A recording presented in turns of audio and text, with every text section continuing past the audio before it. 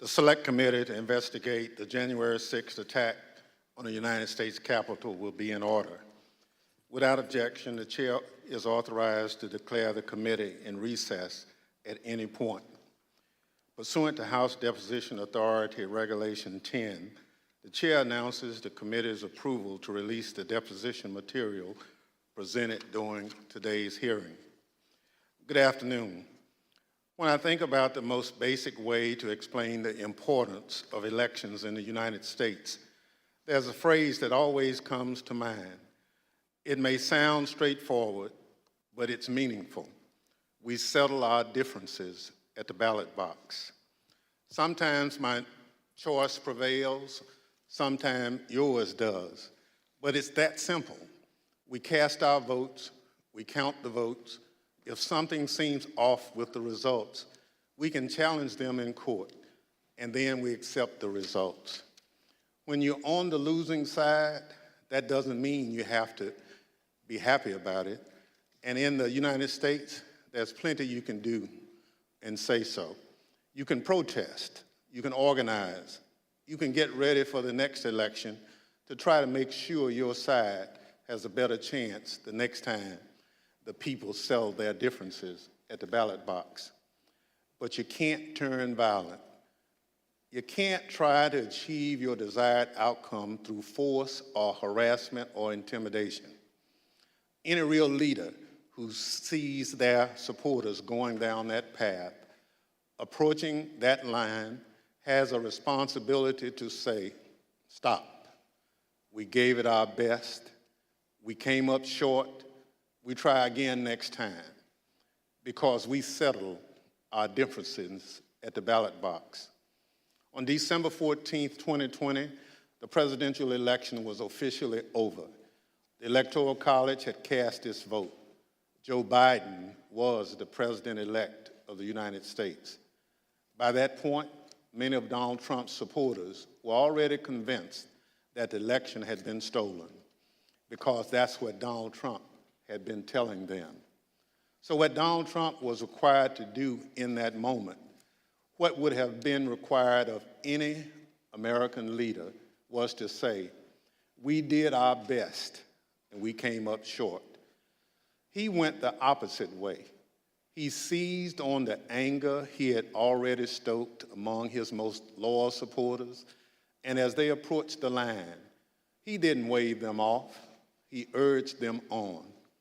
Today, the committee will explain how, as a part of his last-ditch effort to overturn the election and block the transfer of power, Donald Trump summoned a mob to Washington, D.C., and ultimately spurred that mob to wage a violent attack on our democracy.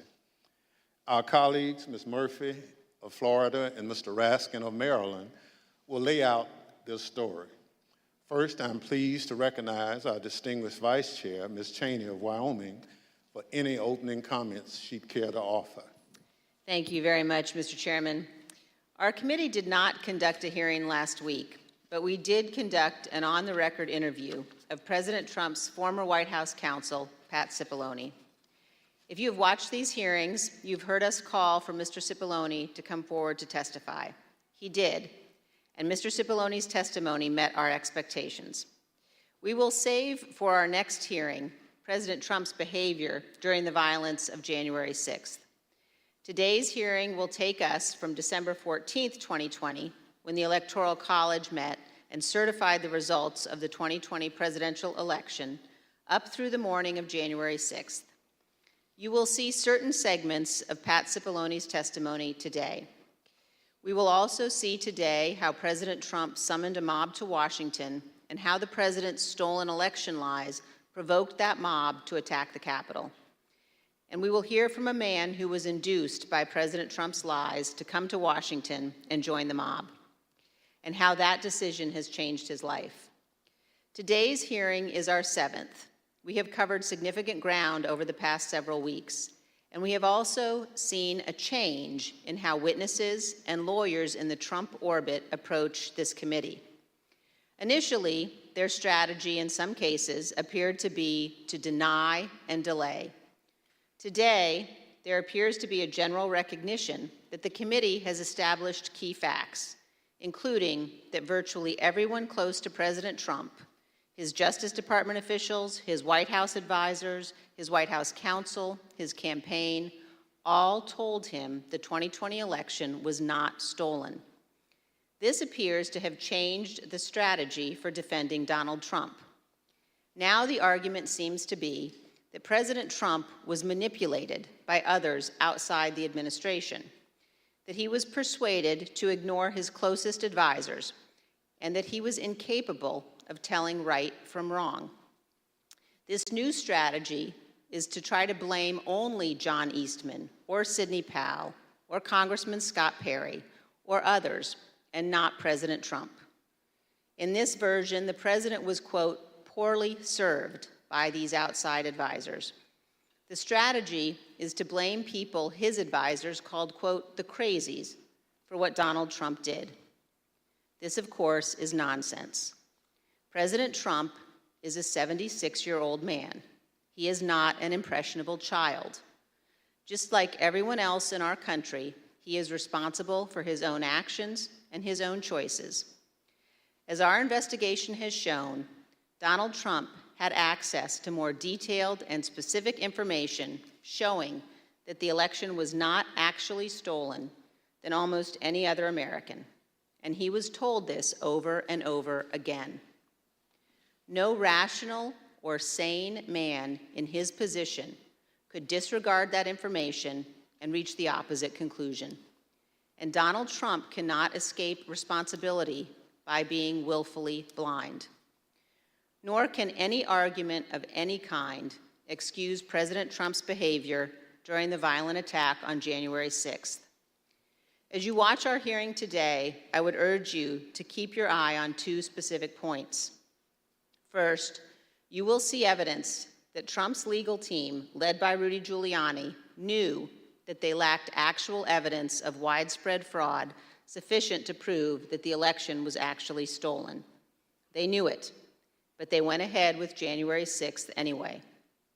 And second, consider how millions of Americans were persuaded to believe what Donald Trump's closest advisors in his administration did not. These Americans did not have access to the truth like Donald Trump did. They put their faith and their trust in Donald Trump. They wanted to believe in him. They wanted to fight for their country, and he deceived them. For millions of Americans, that may be painful to accept, but it is true. Thank you, Mr. Chairman. I yield back. Without objection, the chair recognizes the gentlewoman from Florida, Ms. Murphy, and the gentleman from Maryland, Mr. Raskin, for opening statements. Thank you, Mr. Chairman.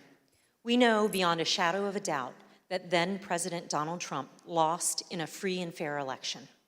And yet, President Trump insisted that his loss was due to fraud in the election process, rather than to the democratic will of the voters. The president continued to make this claim despite being told again and again by the courts, by the Justice Department, by his campaign officials, and by some of his closest advisors that the evidence did not support this assertion. This was the big lie, and millions of Americans were deceived by it. Too many of our fellow citizens still believe it to this day. It's corrosive to our country and damaging to our democracy. As our committee has shown in prior hearings, following the election, President Trump relentlessly pursued multiple intervening lines of effort, all with a single goal: to remain in power despite having lost. The lines of effort were aimed at his loyal Vice President, Mike Pence, at state election and elected officials, and at the U.S. Department of Justice. The president pressured the vice president to obstruct the process to certify the election result.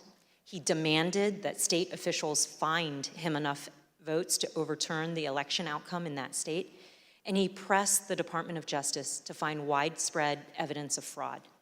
When justice officials told the president that such evidence did not exist, the president urged them to simply declare that the election was corrupt. On December 14th, the Electoral College met to officially confirm that Joe Biden would be the next president. The evidence shows that once this occurred, President Trump and those who were willing to aid and abet him turned their attention to the joint session of Congress scheduled for January 6th, at which the Vice President would preside. In their warped view, this ceremonial event was the next, and perhaps the last, inflection point that could be used to reverse the outcome of the election before Mr. Biden's inauguration. As President Trump put it, the Vice President and enough members of Congress simply needed to summon the courage to act. To help them find that courage, the President called for backup. Early in the morning of December 19th, the President sent out a tweet urging his followers to travel to Washington, D.C. for January 6th. "Be there, we'll be wild," the President wrote. As my colleague, Mr. Raskin, will describe in detail, this tweet served as a call to action, and in some cases, as a call to arms for many of President Trump's most loyal supporters. It's clear the President intended the assembled crowd on the January 6th to serve his goal.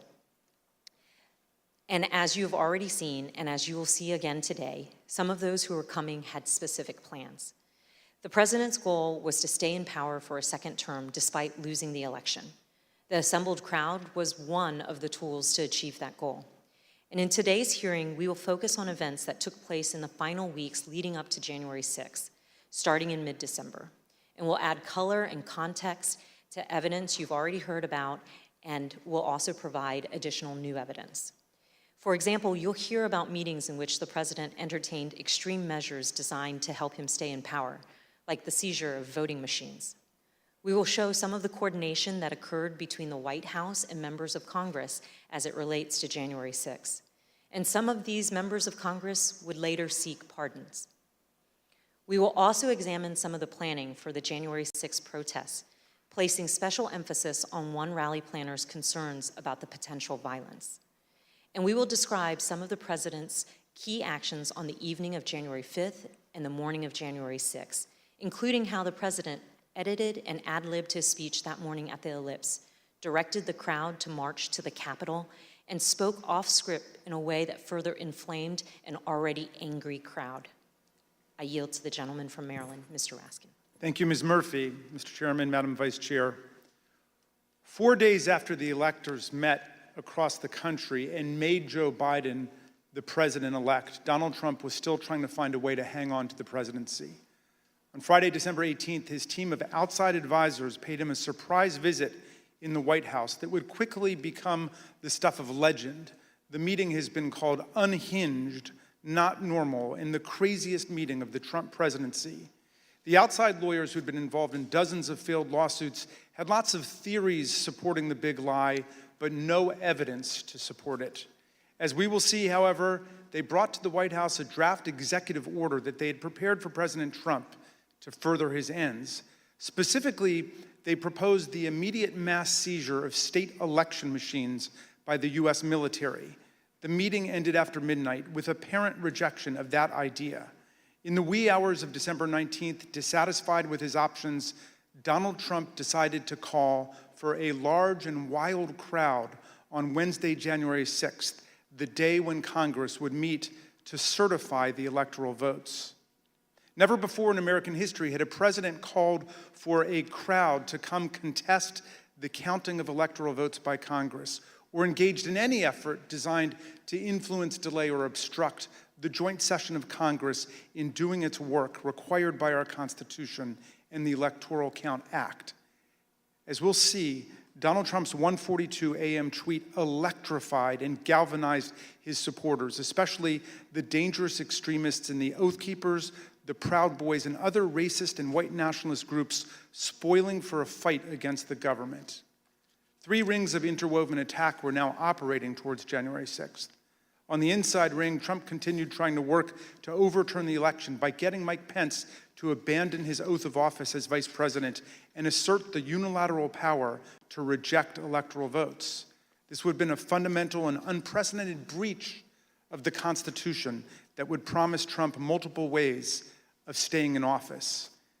Meanwhile, in the middle ring, members of domestic violent extremist groups created an alliance, both online and in person, to coordinate a massive effort to storm, invade, and occupy the Capitol.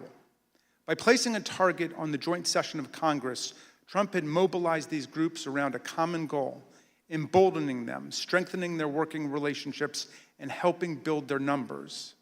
Finally, in the outer ring, on January 6th, there assembled a large and angry crowd, the political force that Trump considered both the touchstone and the measure of his political power. Here were thousands of enraged Trump followers, thoroughly convinced by the big lie, who traveled from across the country to join Trump's wild rally to stop the steal. With the proper incitement by political leaders and the proper instigation from the extremists, many members of this crowd could be led to storm the Capitol, confront the vice president in Congress, and try to overturn the 2020 election result. All of these efforts would converge and explode on January the 6th. Mr. Chairman, as you know better than any other member of this committee from the wrenching struggle for voting rights in your beloved Mississippi, the problem of politicians whipping up mob violence to destroy fair elections is the oldest domestic enemy of constitutional democracy in America. Abraham Lincoln knew it too. In 1837, a racist mob in Alton, Illinois, broke into the offices of an abolitionist newspaper and killed its editor, Elijah Lovejoy. Lincoln wrote a speech in which he said that no transatlantic military giant could ever crush us as a nation, even with all of the fortunes in the world. But if downfall ever comes to America, he said, we ourselves would be its author and finisher. If racist mobs are encouraged by politicians to rampage and terrorize, Lincoln said, they will violate the rights of other citizens and quickly destroy the bonds of social trust necessary for democracy to work. Mobs and demagogues will put us on a path to political tyranny, Lincoln said. As we'll see today, this very old problem has returned with new ferocity today as a president who lost an election deployed a mob which included dangerous extremists to attack the constitutional system of election and the peaceful transfer of power. And as we'll see, the creation of the internet and social media has given today's tyrants tools of propaganda and disinformation that yesterday's despots could only have dreamed of. I yield back to the gentle lady from Florida, Ms. Murphy. Article 2 of the United States Constitution establishes the Electoral College. Each state's laws provide that electors are to be chosen by a popular vote. And on December 14th, 2020, electors met in all 50 states and the District of Columbia to cast their votes. Joseph Biden won by a margin of 306 to 232. The election was over. Mr. Biden was the president-elect. Before the Electoral College met, Donald Trump and his allies filed dozens of legal challenges to the election, but they lost over and over again, including in front of multiple judges President Trump had nominated to the bench. In many of these cases, the judges were highly critical of the arguments put forward, explaining that no genuine evidence of widespread fraud had been presented. For example, a federal judge in Pennsylvania said, "This court has been presented with strained legal arguments without merit and speculative accusations unsupported by evidence. In the United States of America, this cannot justify the disenfranchisement of a single voter, let alone all the voters of its 6th most populated state." On December 15th, after the Electoral College certified the outcome, the Republican Majority Leader in the Senate acknowledged Mr. Biden's victory. Yesterday, electors met in all 50 states. So as of this morning, our country has officially a president-elect and a vice president-elect. Many millions of us had hoped the presidential election would yield a different result. But our system of government has processes to determine who will be sworn in on January the 20th. The Electoral College has spoken. So today I want to congratulate President-elect Joe Biden. Even members of President Trump's cabinet and his White House staff understood the significance of his losses in the courts and the absence of evidence of fraud.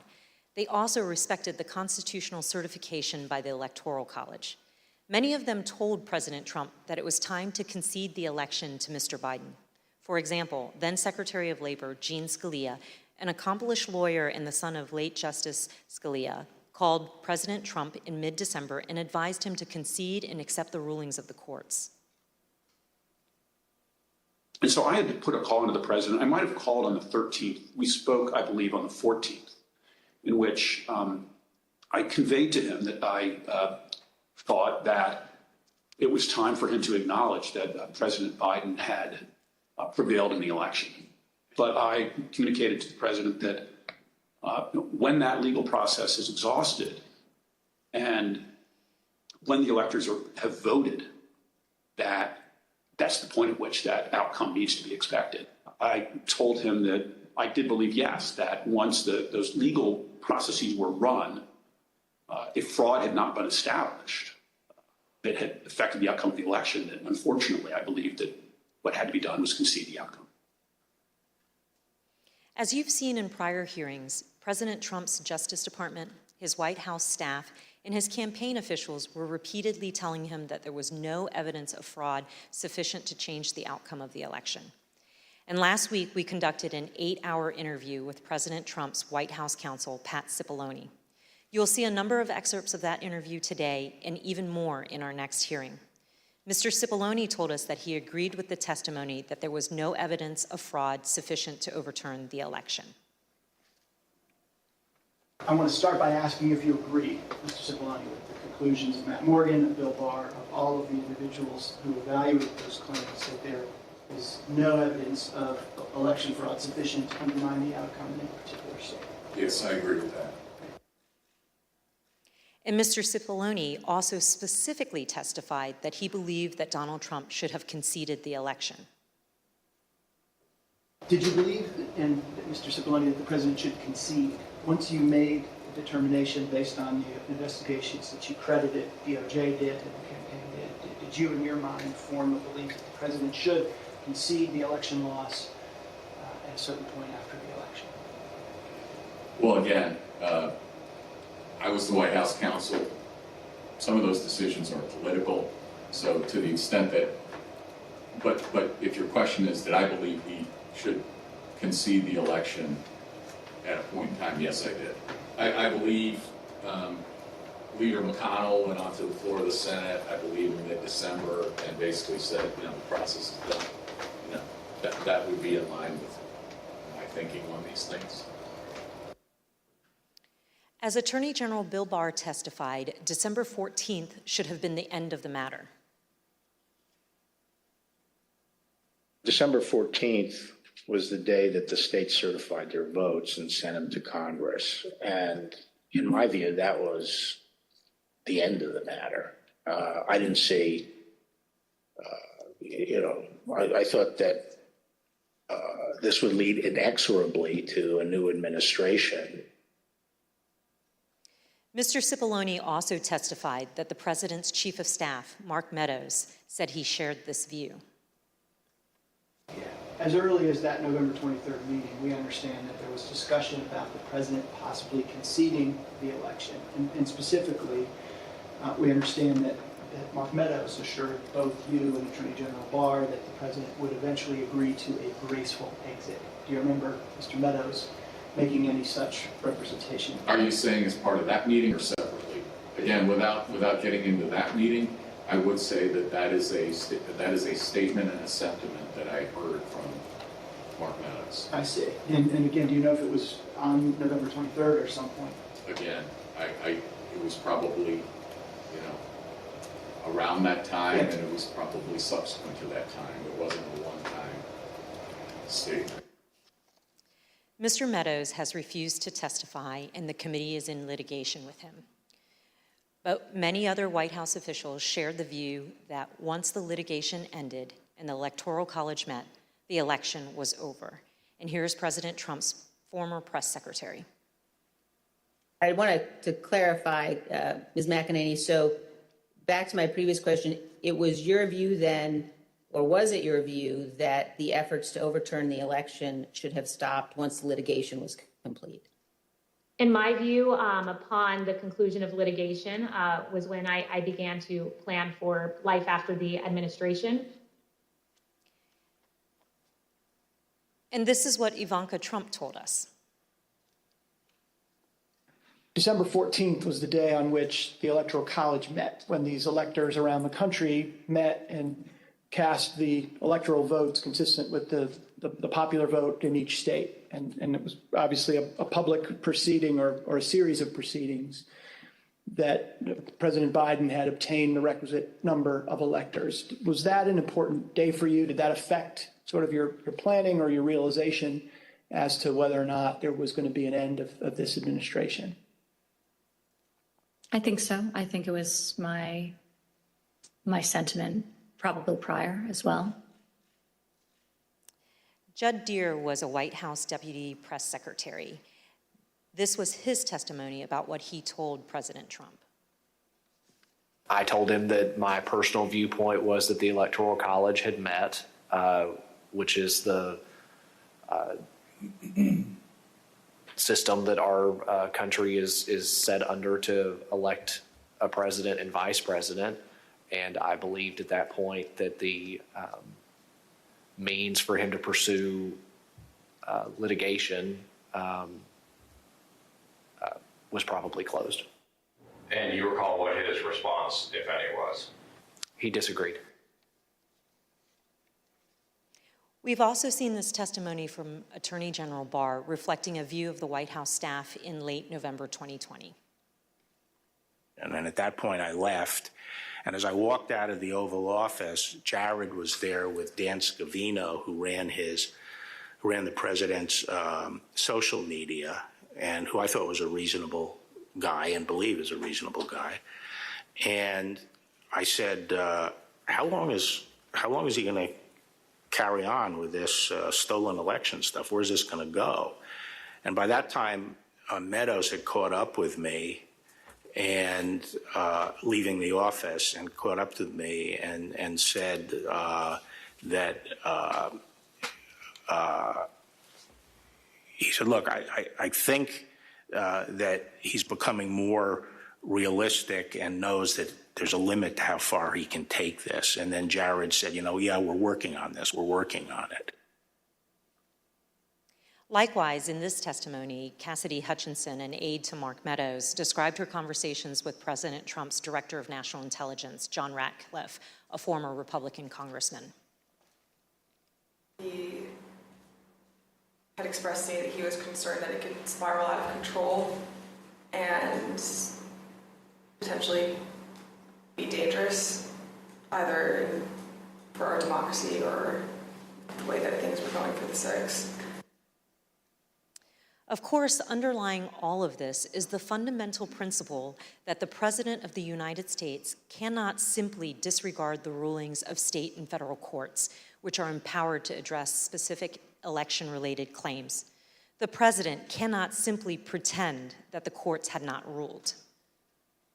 By that time, the President or his associates had lost 60 out of 61 cases that they had brought to challenge different aspects of the election in a number of states. They lost 60 out of 61 of those cases. So by the time we get to January 3rd, that's been clear. I assume, Pat, that you would agree the President is obligated to abide by the rulings of the courts. Of course. And I assume you also would... Everybody is obligated to abide by rules, of course. And I assume you also would agree the President has a particular obligation to take care that the laws be faithfully executed. That is one of the President's obligations, correct. Yet President Trump disregarded these court rulings and the counsel from his closest advisors and continued his efforts to cling to power. In our prior hearings, you have heard considerable testimony about President Trump's attempts to corruptly pressure Vice President Pence to refuse to count electoral votes, to corrupt the Department of Justice, to pressure state officials and state legislatures, and to create and submit a series of fake electoral slates. Now, we will show you what other actions President Trump was taking between December 14th, 2020 and January 6th. I yield to the gentleman from Maryland, Mr. Raskin. Thank you, Ms. Murphy. Throughout our hearings, you've heard how President Trump made baseless claims that voting machines were being manipulated by foreign powers in the 2020 election. You've also heard Trump's Attorney General, Bill Barr, describe such claims as complete nonsense, which he told the president. Let's review that testimony. I saw absolutely zero basis for the allegations, but they were made in such a sensational way that they obviously were influencing a lot of people, members of the public, that there was this systemic corruption in the system and that their votes didn't count and that these machines controlled by somebody else were actually determining it, which was complete nonsense. And it was being laid out there. And I told them that it was crazy stuff and they were wasting their time on that. And it was doing a grave disservice to the country. We've learned that President Trump's White House counsel agreed with the Department of Justice about this. Attorney General Barr made a public announcement on December 1st, less than a month after the election, that he had seen no suspended fraud sufficient. But fair to say that by December 1st, you had reached the same conclusion? It's fair to say that I agree with Attorney General Barr's conclusion on December 1st. Yes, I did, and I supported that conclusion. However, the strong rejection of the Attorney General and the White House counsel of these claims did not stop the president from trying to press them in public. But that's not all he did. Indeed, as you'll see in this clip, the president asked Attorney General Bill Barr to have the Department of Justice seize voting machines in the states. My recollection is the president said something like, well, we could get to the bottom, some people say we could get to the bottom of this if the department seized the machines. It was a typical way of raising a point. And I said, absolutely not. There's no probable cause, and we're not going to seize any machines. And that was that. Yeah. But this wasn't the end of the matter. On the evening of December 18th, 2020, Sidney Powell, General Michael Flynn, and others entered the White House for an unplanned meeting with the president, the meeting that would last multiple hours and become hot-blooded and contentious. The executive order behind me on the screen was drafted on December the 16th, just 2 days after the Electoral College vote, by several of the president's outside advisors over a luncheon at the Trump International Hotel. As you can see here, this proposed order directs the Secretary of Defense to seize voting machines, quote, effective immediately, but it goes even further than that. Under the order, President Trump would appoint a special counsel with the power to seize machines and then charge people with crimes with all resources necessary to carry out her duties. The specific plan was to name Sidney Powell as special counsel, the Trump lawyer who had spent the post-election period making outlandish claims about Venezuelan and Chinese interference in the election, among others. Here's what White House counsel Pat Cipollone had to say about Sidney Powell's qualifications to take on such expansive authority. I don't think Sidney Powell would say that I thought it was a good idea to appoint her special counsel. I was vehemently opposed. I didn't think she should be appointed to anything. Sidney Powell told the president that these steps were justified because of her evidence of foreign interference in the 2020 election. However, as we've seen, Trump's allies had no such evidence and, of course, no legal authority for the federal government to seize state voting machines. Here's Mr. Cipollone again denouncing Sidney Powell's terrible idea. There was a real question in my mind and a real concern, particularly after the Attorney General had reached the conclusion that there wasn't sufficient election fraud to change the outcome of the election. When other people kept suggesting that there was, the answer is, what is it? And at some point, you have to put up or shut up. That was my view. Why was this, on a broader scale, a bad idea for the country? To have the federal government seize voting machines, it's a terrible idea for the country. That's not how we do things in the United States. There's no legal authority to do that. And there is a way to contest elections, that happens all the time. But the idea that the federal government could come in and seize election machines, I don't understand why I would even have to tell you why that's a bad idea for the country. It's a terrible idea. For all of its absurdity, the December 18th meeting was critically important because President Trump got to watch up close for several hours as his White House counsel and other White House lawyers destroyed the baseless factual claims and ridiculous legal arguments being offered by Sidney Powell, Mike Flynn, and others.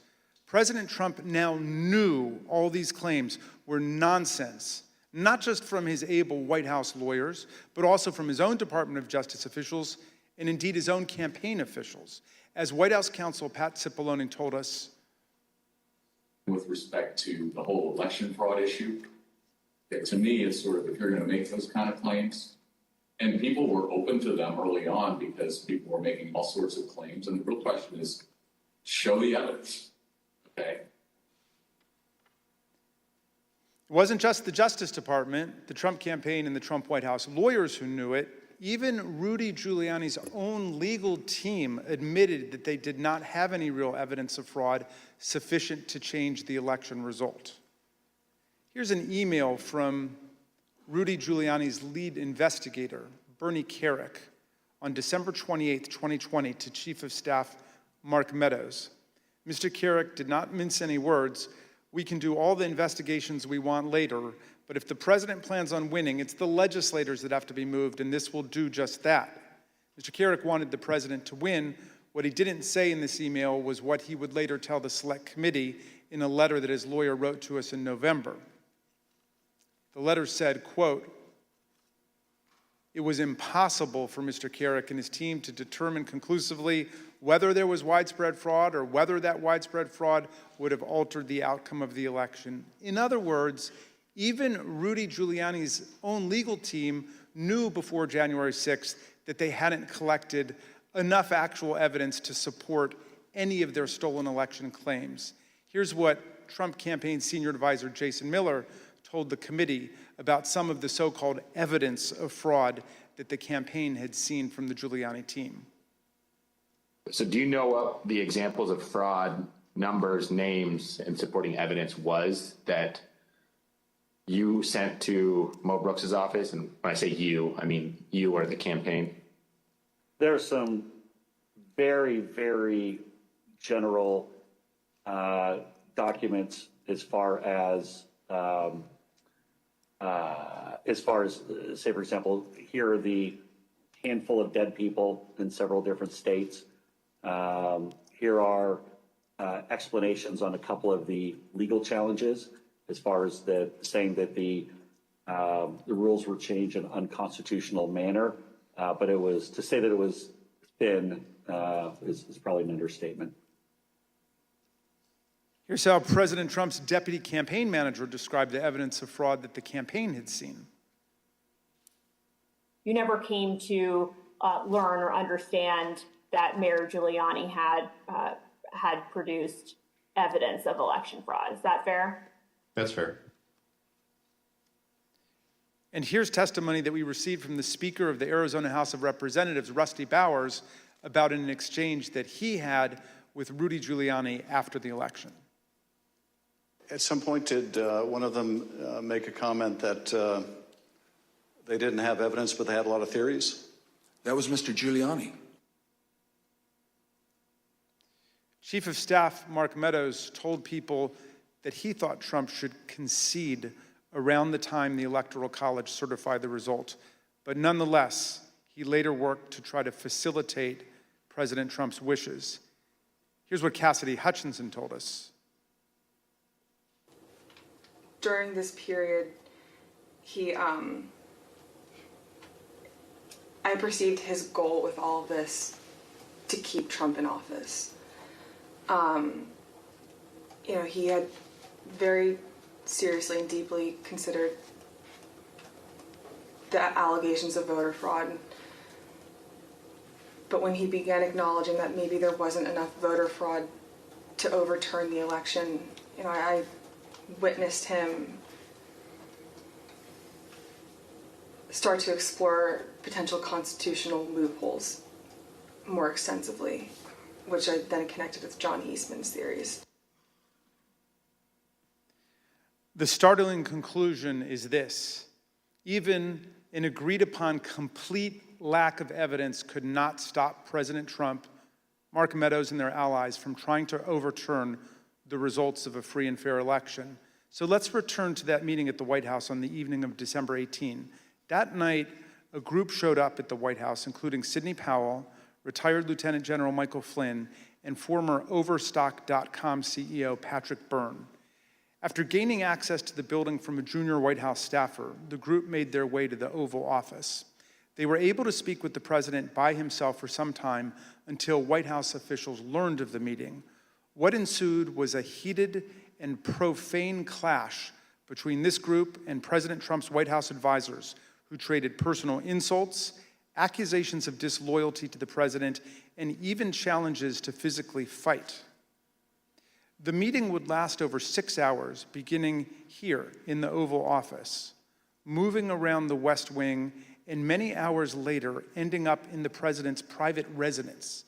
The Select Committee has spoken with 6 of the participants, as well as staffers who could hear the screaming from outside the Oval Office. What took place next is best told in their own words, as you will see from this video. Did you believe that it was going to work, that you were going to be able to get to see the president without an appointment? I had no idea. In fact, you did get to see the president without an appointment. We did. How much time did you have alone with the president? And I say alone, you had other people with you, but right from his aides before the crowd came running? Probably no more than 10 or 15 minutes. Was in that... I bet Pat Cipollone set a new land speed record. I got a call either from Molly or Eastman that I need to get to the Oval Office. So that was the first point that I had recognized, okay, there was nobody in there from the White House. Mark's gone. What's going on right now? I opened the door and I walked in. I saw General Flynn. I saw Sidney Powell sitting there. I was not happy to see the people in the Oval Office. Explain why. Well, again, I don't think they were providing. Well, first of all, the Overstock person, I've never knew who this guy was.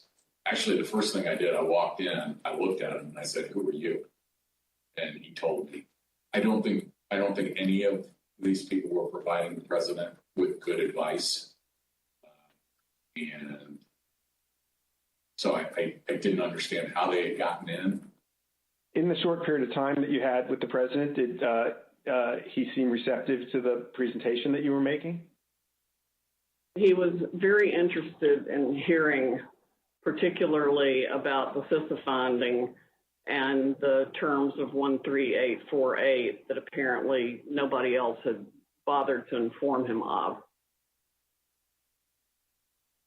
I was asking, like, you claim the Democrats were working with Hugo Chavez, Venezuelans, and whomever else. And at one point, General Flynn took out a diagram that supposedly showed IP addresses all over the world, and who was communicating with whom via the machines, and some comment about like Nest thermostats being hooked up to the internet. So it's been reported that during this meeting, Ms. Powell talked about Dominion voting machines and made various election fraud claims that involve foreign countries such as Venezuela, Iran, and China. Is that accurate? Sure. Was the meeting tense? Oh, yeah. It was not a casual meeting. Explain. I mean, at times there were people shouting at each other, hurling insults at each other. It wasn't just sort of people sitting around on a couch like chit-chatting. Do you recall whether he raised to Ms. Powell the fact that she and the campaign had lost all of the 60 cases that they had brought in litigation? Yes, he raised that. And what was the response? I don't remember what she said. I don't think it was a good response. Cipollone and Hirschman and whoever the other guy was showed nothing but contempt and disdain of the president. Yeah, I remember the three of them were really sort of forcefully attacking me verbally. Derek, and we were pushing back, and we were asking one simple question as a general matter. Where is the evidence? So, what response did you get when you asked Ms. Powell and her colleagues, where's the a variety of responses based on my current recollection, including, can't believe you would say something like, things like this, like, what do you mean, where's the evidence? You should know, and things like that, or, a disregard, I would say, a general disregard for the importance of actually backing up what you say with facts. And, then there was discussion of, well, we don't have it now, but we will have it or whatever. I mean, if it had been me sitting in his chair, I would have fired all of them that night and had them escorted out of the building. But Derek and I both challenged what she was saying. And she says, well, the judges are corrupt. And I was like, everyone? Every single case that you've done in the country you guys lost, every one of them is corrupt, even the ones we appointed? And I'm being nice. I was much more harsh to her. So one of the other things that's been reported that was said during this meeting was that President Trump told White House lawyers, Mr. Hirschman and Mr. Cipollone, that they weren't offering him any solutions, but Ms. Powell and others were. So why not try what Ms. Powell and others were proposing? Do you remember anything along those lines being said by President Trump? I do. That sounds right. I think that it got to the point where the screaming was completely out there. I mean, you got people walk in, it was late at night, it had been a long day, and what they were proposing, I thought was nuts. I'm gonna categorically describe it as, you guys are not tough enough. Or maybe I put it another way, you're a bunch of pussies. Excuse the expression, but I'm almost certain the word was used. Flynn screamed at me that I was a quitter and everything, kept on standing up and turning around and screaming at me. And at a certain point, I had it with him. So I yelled back. I had to come over, or sit your effing ass back down. The president and the White House team went upstairs to the residence, but to the public part of the residence, the big parlor where you can have meetings in the conference room. Oval? They call that the yellow oval? Yes, exactly, the yellow Oval Office. I always called it the upper. And I'm not exactly sure where the Sidney group went. I think maybe the Roosevelt room. And I stayed in the cabinet room, which is kind of cool. I really like that. All by myself. At the end of the day, we landed where we started the meeting, at least from a structural standpoint, which was Sidney Powell was fighting, Mike Flynn was fighting. They were looking for avenues that would result in President Trump remaining President Trump for a second term. The meeting finally ended after midnight.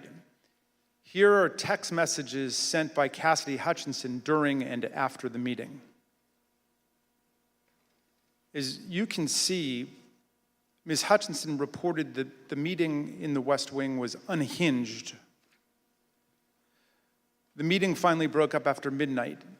During the early morning of December 19, Cassidy Hutchinson captured the moment of Mark Meadows escorting Rudy Giuliani off the White House grounds to, quote, make sure he didn't wander back into the mansion.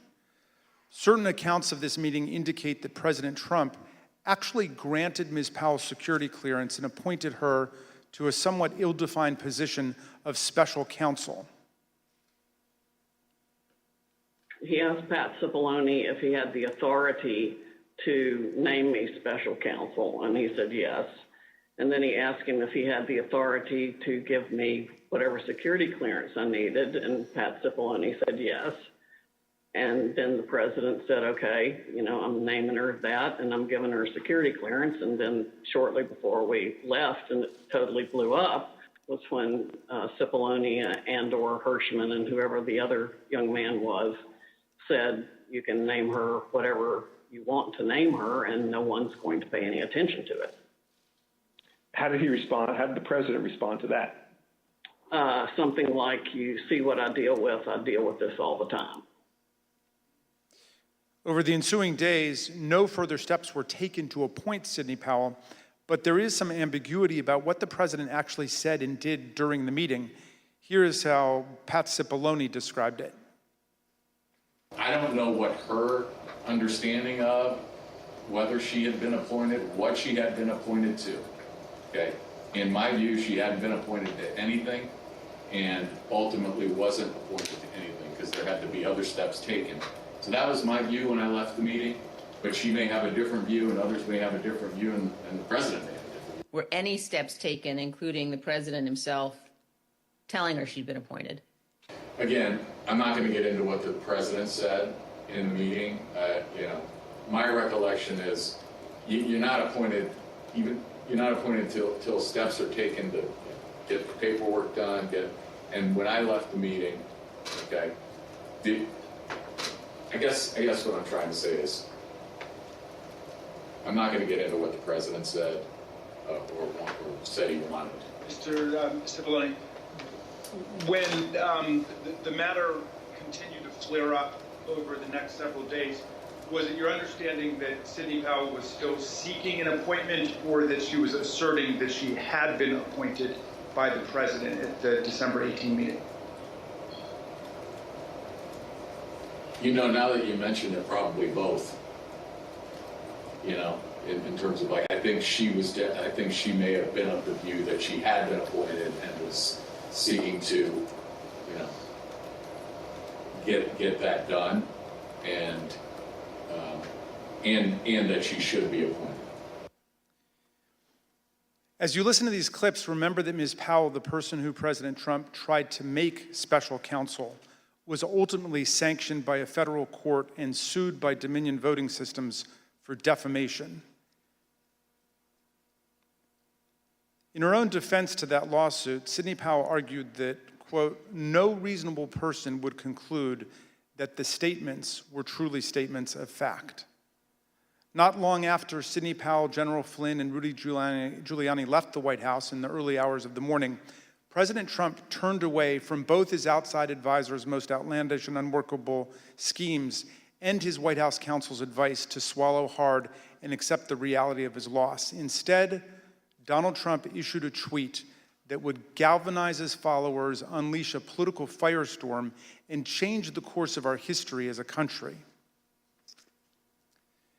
Trump's purpose was to mobilize a crowd. And how do you mobilize a crowd in 2020? With millions of followers on Twitter, President Trump knew exactly how to do it. At 1:42 a.m. on December 19, 2020, shortly after the last participants left the unhinged meeting, Trump sent out the tweet with his explosive invitation. Trump repeated his big lie and claimed it was, quote, statistically impossible to have lost the 2020 election, before calling for a big protest in D.C. on January 6th. Be there, will be wild. Trump supporters responded immediately. Women for America First, a pro-Trump organizing group, had previously applied for a rally permit for January 22nd and 23rd in Washington, D.C., several days after Joe Biden was to be inaugurated. But in the hours after the tweet, they moved their permit to January 6th, 2 weeks before. This rescheduling created the rally where Trump would eventually speak. The next day, Ali Alexander, leader of the Stop the Steal organization and a key mobilizer of Trump supporters, registered wildprotest.com, named after Trump's tweet. WildProtest.com provided comprehensive information about numerous newly organized protest events in Washington. It included event times, places, speakers, and details on transportation to Washington, D.C. Meanwhile, other key Trump supporters, including far-right media personalities, began promoting the wild protest on January 6th. It's Saturday, December 19th. The year is 2020. And one of the most historic events in American history has just taken place. President Trump, in the early morning hours today, tweeted that he wants the American people to march on Washington, D.C. on January 6, 2021. And now Donald Trump is calling on his supporters to descend on Washington, D.C., January 6th. He is now calling on we, the people, to take action and to show our numbers. We're going to only be saved by millions of Americans moving to Washington, occupying the entire area, if necessary, storming right into the Capitol. You know, we know the rules of engagement. If you have enough people, you can push down any kind of a fence or a wall. This could be Trump's last stand. And it's a time when he has specifically called on his supporters to arrive in D.C. That's something that may actually be the big push Trump supporters need to say, this is it. It's now or never. You better understand something, son. You better understand something. Red wave, bitch. Red wave. There's going to be a red wedding going down January 6th. On that day, Trump says, show up for a protest. It's going to be wild. And based on what we've already seen from the previous events, I think Trump is absolutely correct. Motherfucker, you better look outside. You better look out January 6th. Kick that fucking door open. Look down the street. There's going to be a million plus geeked up armed Americans. The time for games is over. The time for action is now. Where were you when history called? Where were you when you and your children's destiny and future was on the line? In that clip, you heard one of Trump's supporters predict a red wedding, which is a pop culture reference to mass slaughter. But the point is that Trump's call to Washington reverberated powerfully and pervasively online.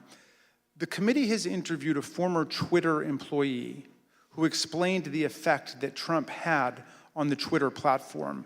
This employee was on the team responsible for platform and content moderation policies on Twitter throughout 2020 and 2021.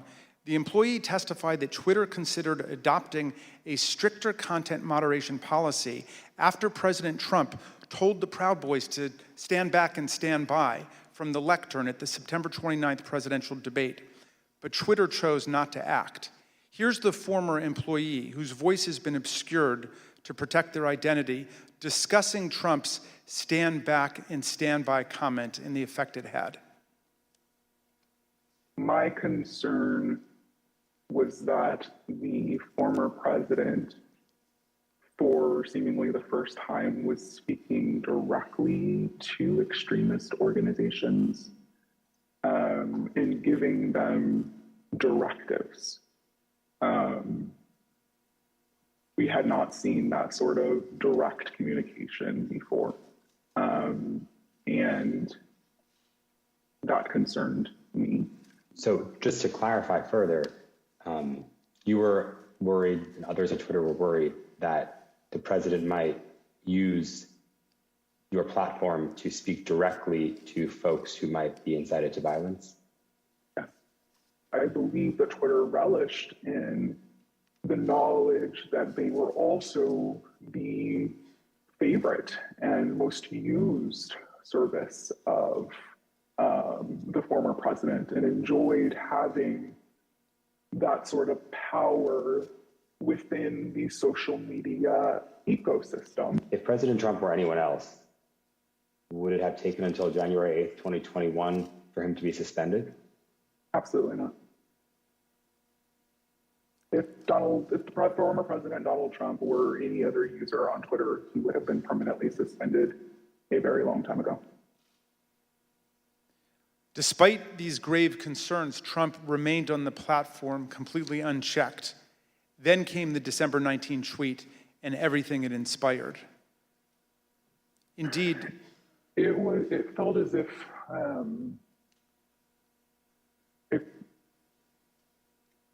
a mob was being organized, and they were gathering together their weaponry and their logic and their reasonings behind why they were prepared to fight prior to December 19th.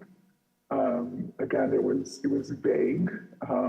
It was non-specific, but very clear that individuals were ready, willing, and able to take up arms. After this tweet on December 19th, again, it became clear not only were these individuals ready and willing, but the leader of their cause was asking them to join him in this cause and in fighting for this cause in DC on January 6th as well. I will also say what shocked me was the responses to these tweets, right? So these were a lot of the locked and loaded, stand back, stand by, those tweets were in response to Donald Trump saying things like this, right? So there would be a response that said, big protests in DC on January 6th, be there, be wild, and someone would respond and say, I'm locked and loaded and ready for Civil War Part 2, right? I very much believe that Donald Trump posting this tweet on December 19th was essentially staking a flag in DC on January 6th for his supporters to come and rally. And you were concerned about the potential for this gathering becoming violent? Absolutely. Indeed, many of Trump's followers took to social media to declare that they were ready to answer Trump's call. One user asked, is the 6th D-Day? Is that why Trump wants everyone there?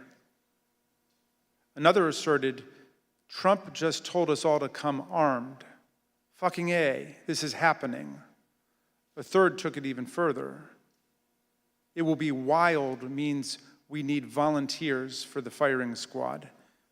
Jim Watkins, the owner of 8kun, the fringe online forum that was birthplace of the QAnon extremist movement, confirmed the importance of Trump's tweet.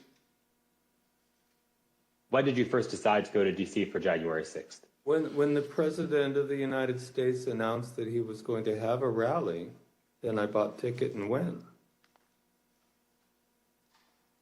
Watkins was at the Capitol on January 6th. Some who have since been indicted for their involvement in the attack on the Capitol also responded. One of them posted on the 19th, quote, calling all patriots, be in Washington, D.C., January the 6th. This wasn't organized by any group. DJT has invited us, and it's going to be wild. Some of the online rhetoric turned openly homicidal and white nationalist, such as, why don't we just kill them, every last Democrat, down to the last man, woman, and child? And it's time for the day of the rope. White revolution is the only solution. Others realized that police would be standing in the way of their effort to overturn the election. So one wrote, I'm ready to die for my beliefs. Are you ready to die, police? Another wrote on the Donald.win, cops don't have standing if they're laying on the ground in a pool of their own blood. The Donald.win was an openly racist and anti-Semitic forum. The Select Committee deposed that site's founder, Jody Williams. He confirmed how the president's tweet created a laser-like focus on the date of January the 6th. People have been talking about going to D.C. as soon as the election was over. And do you recall whether or not the conversation around those dates centered on the 6th after the president's tweet? Oh, sure. Yeah. I mean, after it was announced that, he was going to be there on the 6th to talk, yes. Then anything else was kind of shut out, and it was just going to be on the 6th. Okay. And that was pretty clearly reflected in the content on the site? Yeah, sure. On that site, many shared plans and violent threats. Bring handcuffs and wait near the tunnels, wrote one user. A commenter replied, suggesting zip ties instead. One post encouraged others to come with body armor, knuckles, shields, bats, pepper spray, whatever it takes. All of those were used on the 6th. The post concluded, join your local Proud Boys chapter as well.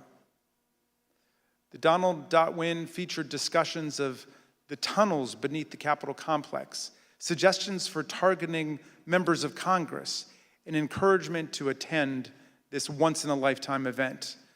While Trump supporters grew more aggressive online, he continued to rile up his base on Twitter. He said there was overwhelming evidence that the election was the biggest scam in our nation's history.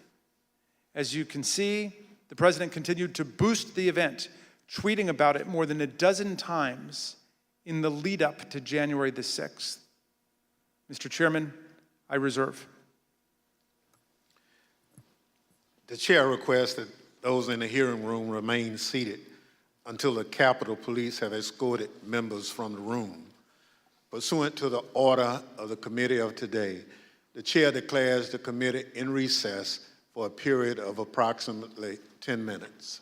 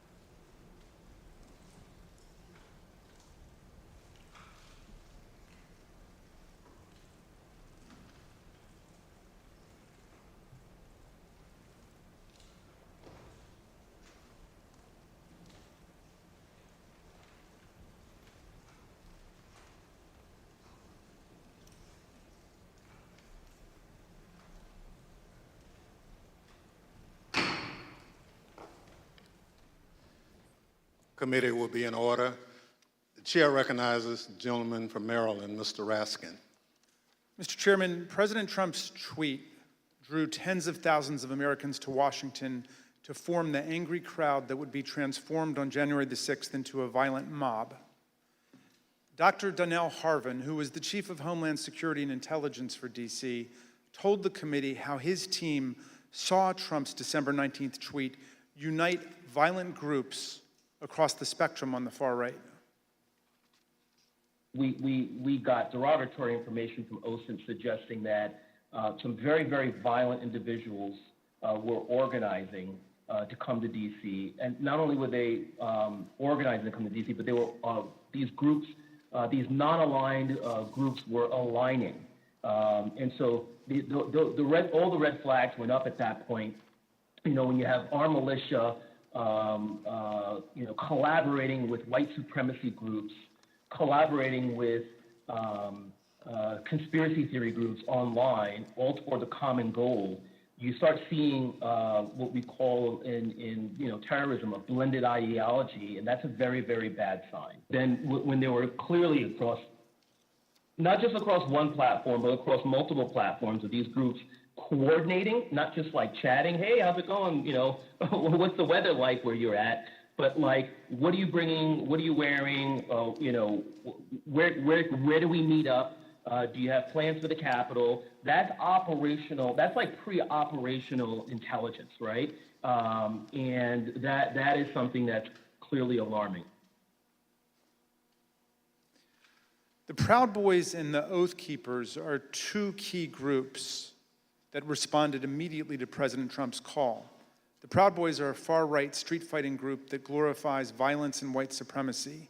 The Oath Keepers are extremists who promote a wide range of conspiracy theories and sought to act as a private paramilitary force for Donald Trump. The Department of Justice has charged leaders of both groups with seditious conspiracy to overthrow the government of the United States on January the 6th. Trump's December 19th tweet motivated these two extremist groups, which have historically not worked together to coordinate their activities. December 19th at 10:22 a.m., just hours after President Trump's tweet, Kelly Meggs, the head of the Florida Oath Keepers, declared an alliance among the Oath Keepers, the Proud Boys, and the Florida Three Percenters, another militia group. He wrote, "We have decided to work together and shut this shit down." Phone records obtained by the Select Committee show that later that afternoon, Mr. Meggs called Proud Boys leader Enrique Tarrio, and they spoke for several minutes. The very next day, the Proud Boys got to work. The Proud Boys launched an encrypted chat called the Ministry of Self-Defense. The committee obtained hundreds of these messages, which show strategic and tactical planning about January the 6th, including maps of Washington, D.C. that pinpoint the location of police. In the weeks leading up to the attack, leaders in both the Proud Boys and the Oath Keepers worked with Trump allies. One such ally was Lieutenant General Michael Flynn, Trump's former national security advisor and one of the participants in the unhinged meeting at the White House on December 18th. He also had connections to the Oath Keepers. This photo from December 12th shows Flynn and Patrick Byrne, another Trump ally who was present at that December 18th meeting, guarded by indicted Oath Keeper Roberto Minuta. Another view of this scene shows Oath Keepers leader Stuart Rhodes in the picture as well. Another central figure with ties to this network of extremist groups was Roger Stone, a political consultant and longtime confidant of President Trump. He pardoned both Flynn and Stone in the weeks between the election on November 3rd and January 6th. In the same time frame, Stone communicated with both the Proud Boys and the Oath Keepers regularly. The committee obtained encrypted content from a group chat called Friends of Stone, FOS, which included Stone, Rhodes, Tarrio, and Ali Alexander. The chat focused on various pro-Trump events in November and December of 2020, as well as January 6th. As you can see here, Stuart Rhodes himself urged the Friends of Stone to have people go to their state capitals if they could not make it to Washington for the first Million MAGA March on November 14th. These friends of Roger Stone had a significant presence at multiple pro-Trump events after the election, including in Washington on December the 12th. On that day, Stewart Rhodes called for Donald Trump to invoke martial law, promising bloodshed if he did not. He needs to know from you that you are with him, that he does not do it now while he is commander-in-chief. We're going to have to do it ourselves later in a much more desperate, much more bloody war. Let's get it on now while he is still the commander-in-chief. Hooah! That night, the Proud Boys engaged in violence on the streets of Washington and hurled aggressive insults at the police. You oath breakers! Do your fucking job! Give us 1 hour! 1 hour! Just the previous night, the co-host of InfoWars issued an ominous warning at a rally alongside Roger Stone and Proud Boys leader Enrique Tarrio.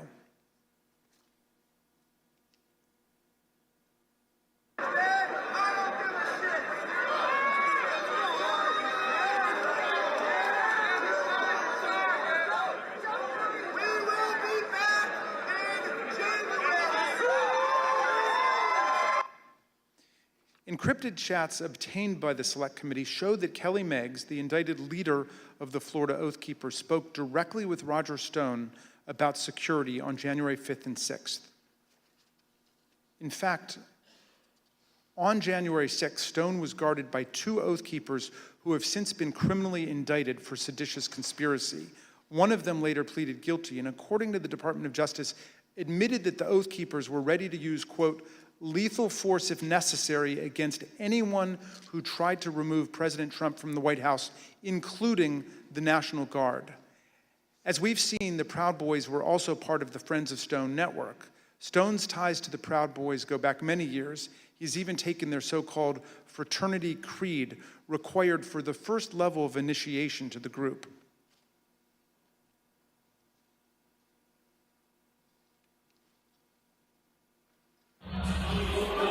Hi, I'm Roger Stone. I'm a Western chauvinist. I refuse to apologize for creating modern law. Thank you, Roger. Kelly Sorrell, a lawyer who assists the Oath Keepers and a volunteer lawyer for the Trump campaign, explained to the committee how Roger Stone and other figures brought extremists of different stripes and views together. You mentioned that Mr. Stone wanted to start the Stop the Steal series of rallies. Who did you consider the leader of these rallies? It sounds like, from what you just said, it was Mr. Stone, Mr. Jones, and Mr. Ali Alexander. Is that correct? Those are the ones that became like the center point for everything. We'll learn more from Ms. Murphy about these individuals and their involvement in the days leading up to the violent attack on January 6th. We'll also hear how they were allowed to speak at a rally for President Trump the night before January 6th, even though organizers had expressed serious concerns about their violent and extremist rhetoric directly to Mark Meadows. And you'll hear testimony from White House aides who were with the president as he watched the crowd from the Oval Office and will testify about how excited he was for the following day. Let me note now that our investigation continues on these critical issues. We have only shown a small fraction of what we have found. I look forward to the public release of more of our findings later, Mr. Chairman, and I now yield back. Gentleman yields back. Chair recognizes the gentlewoman from Florida, Ms. Murphy. During our most recent hearing, the committee showed some evidence of what President Trump, Chief of Staff Mark Meadows, and other White House officials knew about the potential for violence on January 6th. And despite this information, they made no effort to cancel the rally, halt the march to the Capitol, or even to lower the temperature among President Trump's supporters. Katrina Pearson, one of the organizers of January 6th rally and a former campaign spokeswoman for President Trump, grew increasingly apprehensive after learning that multiple activists had been proposed as speakers for the January 6th rally. These included some of the people we discussed earlier in this hearing: Roger Stone, a longtime outside advisor to President Trump. Alex Jones, the founder of the conspiracy theory website InfoWars, and Ali Alexander, an activist known for his violent political rhetoric. On December 30th, Ms. Pearson exchanged text messages with another key rally organizer about why people like Mr. Alexander and Mr. Jones were being suggested as speakers at the president's rally on January 6th. Ms. Pearson's explanation was POTUS, and she remarked that the president likes the crazies. The committee asked Ms. Pearson about these messages, and this is what she said. So when you said that he likes the crazies, were you talking about President Trump? Yes, I was talking about President Trump. He loved people who viciously defended him in public. But consistent in terms of the support for these people, at least with what the president likes, from what you could tell. Yes, the people that would be very, very vicious in publicly defending him. On January 2nd, Ms. Pearson's concerns about the potential rally speakers had grown serious enough that she reached out to Mr. Meadows directly. She wrote, "Good afternoon. Would you mind giving me a call regarding this January 6th event? Things have gotten crazy and I desperately need some direction, please." According to phone records obtained by the committee, Ms. Pearson received a phone call from Mr. Meadows 8 minutes later. Here is what Ms. Pearson said about that conversation. So what specifically did you tell him, though, about other events? Just that there were a bunch of entities coming in. Some were very suspect, but they're going to be on other stages, some on other days. A very, very brief overview of what was actually happening and why I raised the red flags. And when you told him that people were very suspect, did you tell him what you meant by that, or what did you convey to him about what your the problems with these folks? I think I even texted him some of my concerns, but I did briefly go over some of the concerns that I had raised to everybody with Alex Jones or Ali Alexander and some of the rhetoric that they were doing. I probably mentioned to him that they had already caused trouble at other capitals or at the previous event, the previous march that they did for protesting, and I just had a concern about it. Ms. Pearson was especially concerned about Ali Alexander and Alex Jones because in November 2020, both men and some of their supporters had entered the Georgia state capitol to protest the results of the 2020 election. Ms. Pearson believed that she mentioned this to Mark Meadows on this January 2nd call. Notably, January 2nd is the same day on which, according to Cassidy Hutchinson, Mr. Meadows warned her of that things might get real bad on January 6th. After her January 2nd call with Mr. Meadows, Katrina Pearson sent an email to fellow rally organizers. She wrote, "POTUS expectations are to have something intimate at the Ellipse and call on everyone to march to the Capitol." President's own documents suggest that the president had decided to call on his supporters to go to the Capitol on January 6th, but that he chose not to widely announce it until his speech on the Ellipse that morning. The committee has obtained this draft, undated tweet from the National Archives. It includes a stamp stating, "President has seen." The draft tweet reads, "I will be making a big speech at 10 a.m. on January 6th at the Ellipse, south of the White House. Please arrive early. Massive crowds expected.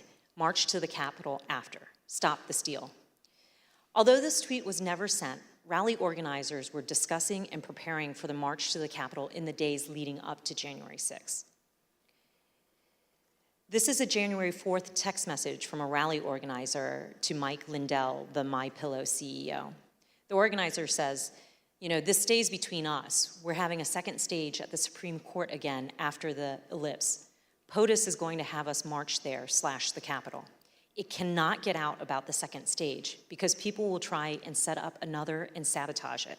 It can also not get out about the march because I will be in trouble with the National Park Service and all the agencies. But POTUS is going to just call for it, quote, unexpectedly." The end of the message indicates that the president's plan to have his followers march to the Capitol was not being broadly discussed. And then on the morning of January 5th, Ali Alexander, whose firebrand style concerned Katrina Pearson, sent a similar text to a conservative journalist. Mr. Alexander said, tomorrow, ellipse then U.S. Capitol. Trump is supposed to order us to the Capitol at the end of his speech, but we will see.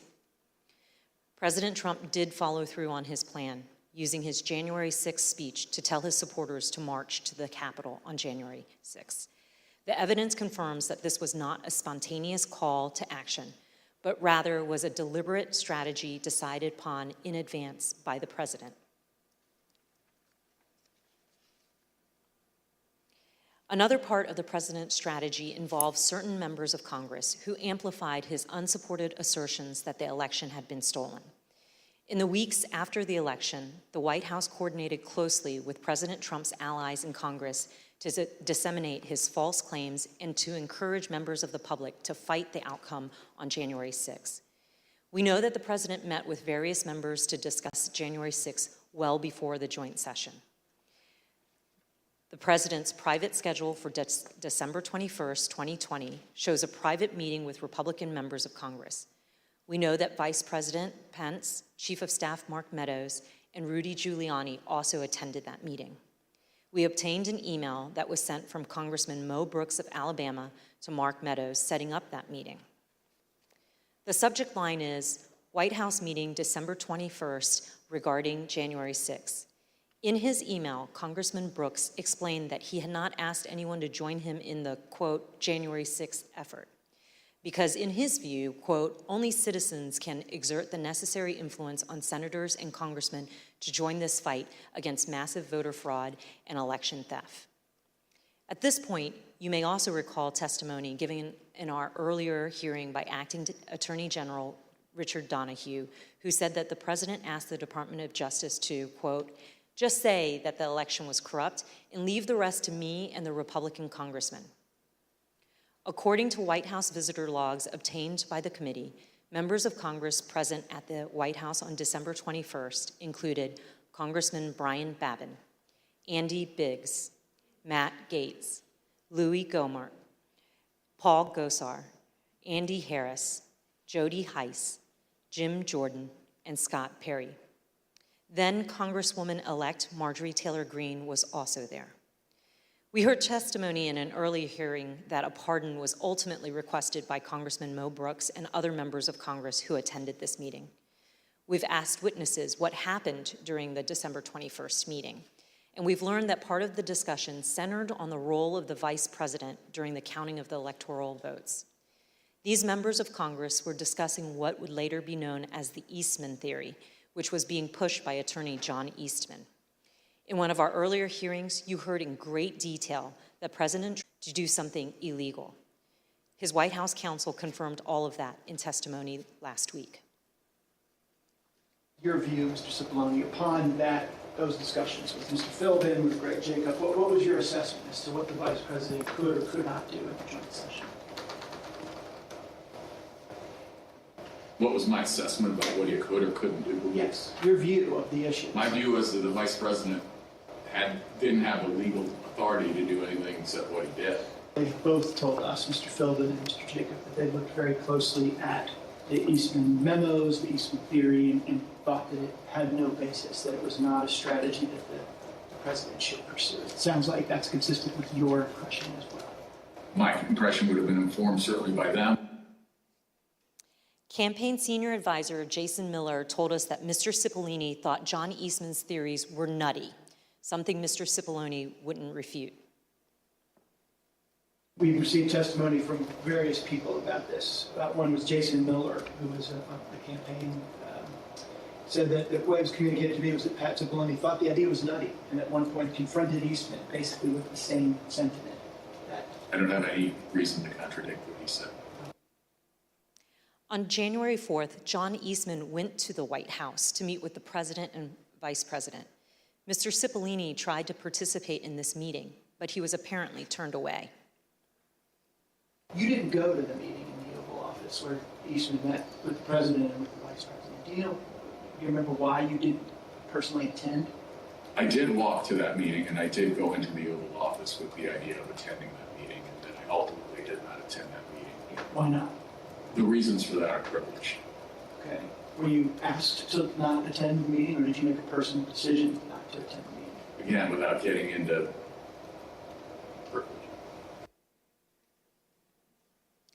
Recall that Greg Jacob, the vice president's counsel, stated that Mr. Eastman acknowledged he would lose 9-0 if his legal theory were challenged in the Supreme Court.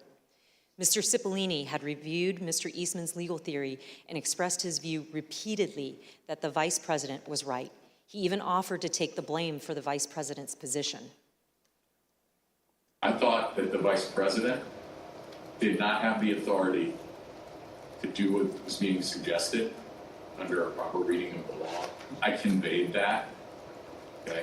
I think I actually told somebody, in the vice president's, just blame me. This is, I'm not a politician. I don't, I just said, I'm a lawyer. This is my legal opinion. But let me tell you this. Can I say a word about the vice president? Please. I think the vice president did the right thing. I think he did the courageous thing. I have a great deal of respect for Vice President Pence. I worked with him very closely. I think he understood my opinion. I think he understood my opinion afterwards as well. I think he did a great service to this country. And I think I suggested to somebody that he should be given the Presidential Medal of Freedom for his actions. Earlier this year, a federal district court judge concluded that President Trump and Mr. Eastman, relying on Mr. Eastman's theory, more likely than not violated multiple federal criminal laws in their pressure campaign against the vice president. Also recall earlier in this hearing, we saw that Rudy Giuliani's team did not have actual evidence of fraud sufficient to change the result of the election. That's important because as January 6th approached, the Republican members of the House and Senate were looking for reason to object to the electors, and no real evidence was ever given to them. And we know that Republican members of the House received a memorandum from the chairwoman of the House Republican Caucus in the days before January 6, explaining in detail the many constitutional and legal problems with objections and describing the principal judicial rulings dismissing the claims of widespread fraud. But their plan to object to the certification of the election on January 6 went forward anyway. The next day, on January 5th, the day before the attack on the Capitol, tens of thousands of people converged on Washington.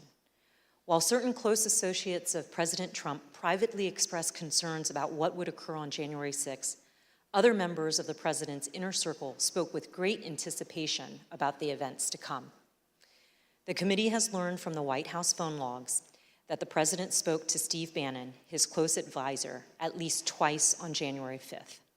The first conversation they had lasted for 11 minutes. Listen to what Mr. Bannon said that day after the first call he had with the president. All hell is going to break loose tomorrow. It's all converging, and now we're on, as they say, the point of attack, right? The point of attack tomorrow. I'll tell you this. It's not going to happen like you think it's going to happen. Okay, it's going to be quite extraordinarily different. And all I can say is strap in. From those same phone logs, we know that the president and Mr. Bannon spoke again on the phone that evening, this time for 6 minutes. That same day, on the eve of January 6, supporters of President Trump gathered in Washington, D.C. at another rally. This rally was held at Freedom Plaza, which is located near the White House, and featured some of the speakers who Katrina Pearson and others deemed too extreme to share the stage with the president the next morning. And as this rally was underway, the president asked members of his staff to come to the Oval Office. Let's hear from the White House aides who were in the Oval Office that night. I was in the office, in the Oval Office, and he had asked me to open the door so that he could hear. I guess there was a concert or or something going on. Did he say anything other than just open the door? He made a comment. I don't remember specifically what he said, but there's a lot of energy. When we walked in, the staff was kind of standing up and assembled along the wall, and the president was at the desk, and Dan Scavino was on the couch, and the president was dictating a tweet that he wanted Scavino to send out. Then the president started talking about the rally the next day. He had the door of the Oval open to the Rose Garden because you could hear the crowd already assembled outside on the ellipse, and they were playing music, and it was so loud that you could feel it shaking in the Oval.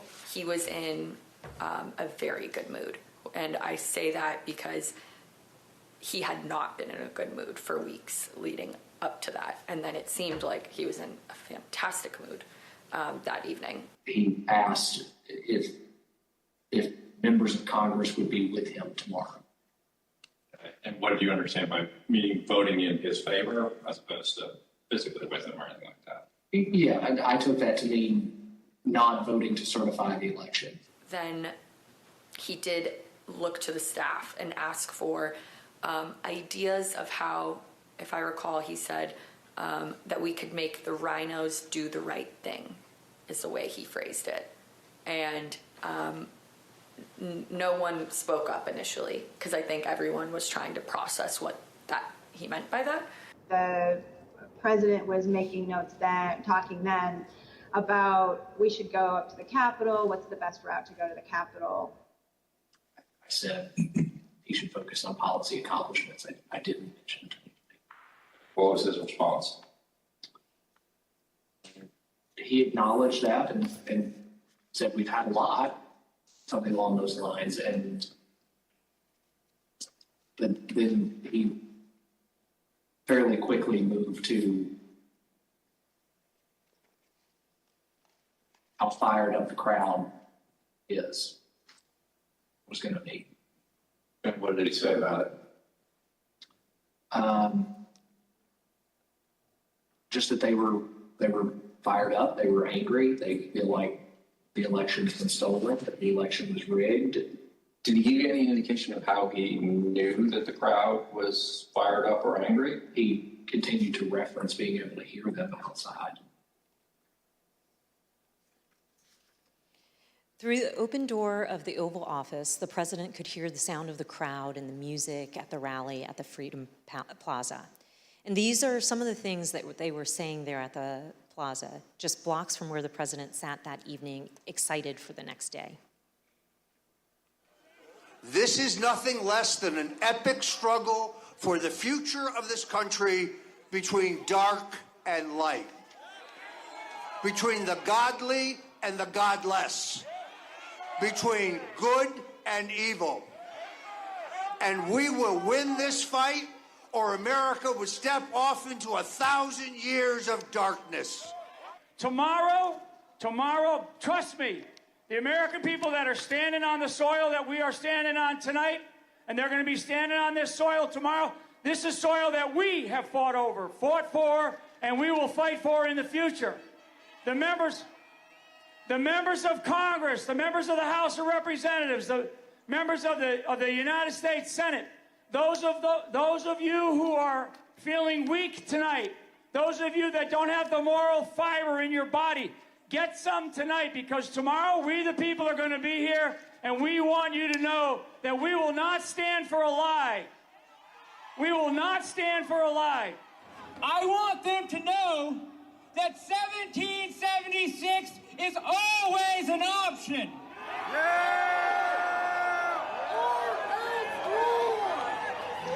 These degenerates in the deep state are going to give us what we want, or we are going to shut this country down. It's 1776! 1776! 1776! 1776! At 5:05 p.m., as the Freedom Plaza rally was underway just blocks away, President Trump tweeted, "Washington is being inundated with people who don't want to see an election victory stolen by emboldened radical left Democrats. Our country has had enough. They won't take it anymore." To the crowds gathering in D.C., he added, "We hear you and love you from the Oval Office." The committee has learned that on January 5th, there were serious concerns at Twitter about the anticipated violence the next day. Listen to what the Twitter witness told us about their desperate efforts to get Twitter to do something. What was your gut feeling on the night of January 5th? I believe I sent a Slack message to someone that said something along the lines of, when people are shooting each other tomorrow, I will try and rest in the knowledge that we tried. And so I went to, I don't know that I slept that night, to be honest with you. I was on pins and needles because, again, for months, I had been begging and anticipating and attempting to raise the reality that if we made no intervention into what I saw occurring, people were going to die. And on January 5th, I realized no intervention was coming. And even as hard as I had tried to create one or implement one, there was nothing, and we were at the whims and the mercy of a violent crowd that was locked and loaded. And just for the record, this was content that was echoing statements by the former president, but also Proud Boys and other known violent extremist groups? Yeah. There were also concerns among members of Congress. We have a recently released recording of a conversation that took place among Republican members in the U.S. Capitol on the eve of January 6th. This is Republican Congresswoman Debbie Lesko from Arizona, who led some of the unfounded objections to the election results. I also asked leadership to come up with a safety plan for members. I'm actually very concerned about this because we have who knows how many hundreds of thousands of people coming here. We have Antifa. We also have, quite honestly, Trump supporters who actually believe that we are going to overturn the election. And when that doesn't happen, most likely will not happen, they are going to go nuts. That same evening, as President Trump listened to the rally from the Oval Office, he was also working on his speech to be delivered the next day. And based on documents we've received from the National Archives, including multiple drafts of the president's speech, as well as from witness testimony, we understand how that speech devolved into a call to action and a call to fight. One of the first edits President Trump made to his speech was to incorporate his 5:05 p.m. tweet, revising his speech to say, "All of us are here today, do not want to see our election victory stolen by emboldened radical left Democrats. Our country has had enough. We will not take it anymore." He also added, "Together, we will stop the steal." President Trump's edits continued into the morning of January 6th. And as you can see from the president's daily diary here, the president spoke to his chief speechwriter, Stephen Miller, for over 25 minutes that morning. Following his call with Mr. Miller, President Trump inserted for the first time a line in his speech that said, quote, "And we will see whether Mike Pence enters history as a truly great and courageous leader. All he has to do is refer the illegally submitted electoral votes back to the states that were given false and fraudulent information where they want to recertify." No prior version of this speech had referenced Vice President Pence or his role during the joint session on January 6th. These last-minute edits by President Trump to his speech were part of the president's pressure campaign against his own vice president. But not everyone wanted these lines regarding the vice president included in the president's speech, including White House lawyer Eric Hirschman. Did you ever speak to anybody in the White House at the time about this disagreement between the president and the vice president, other than the president, based on the objection from your counsel?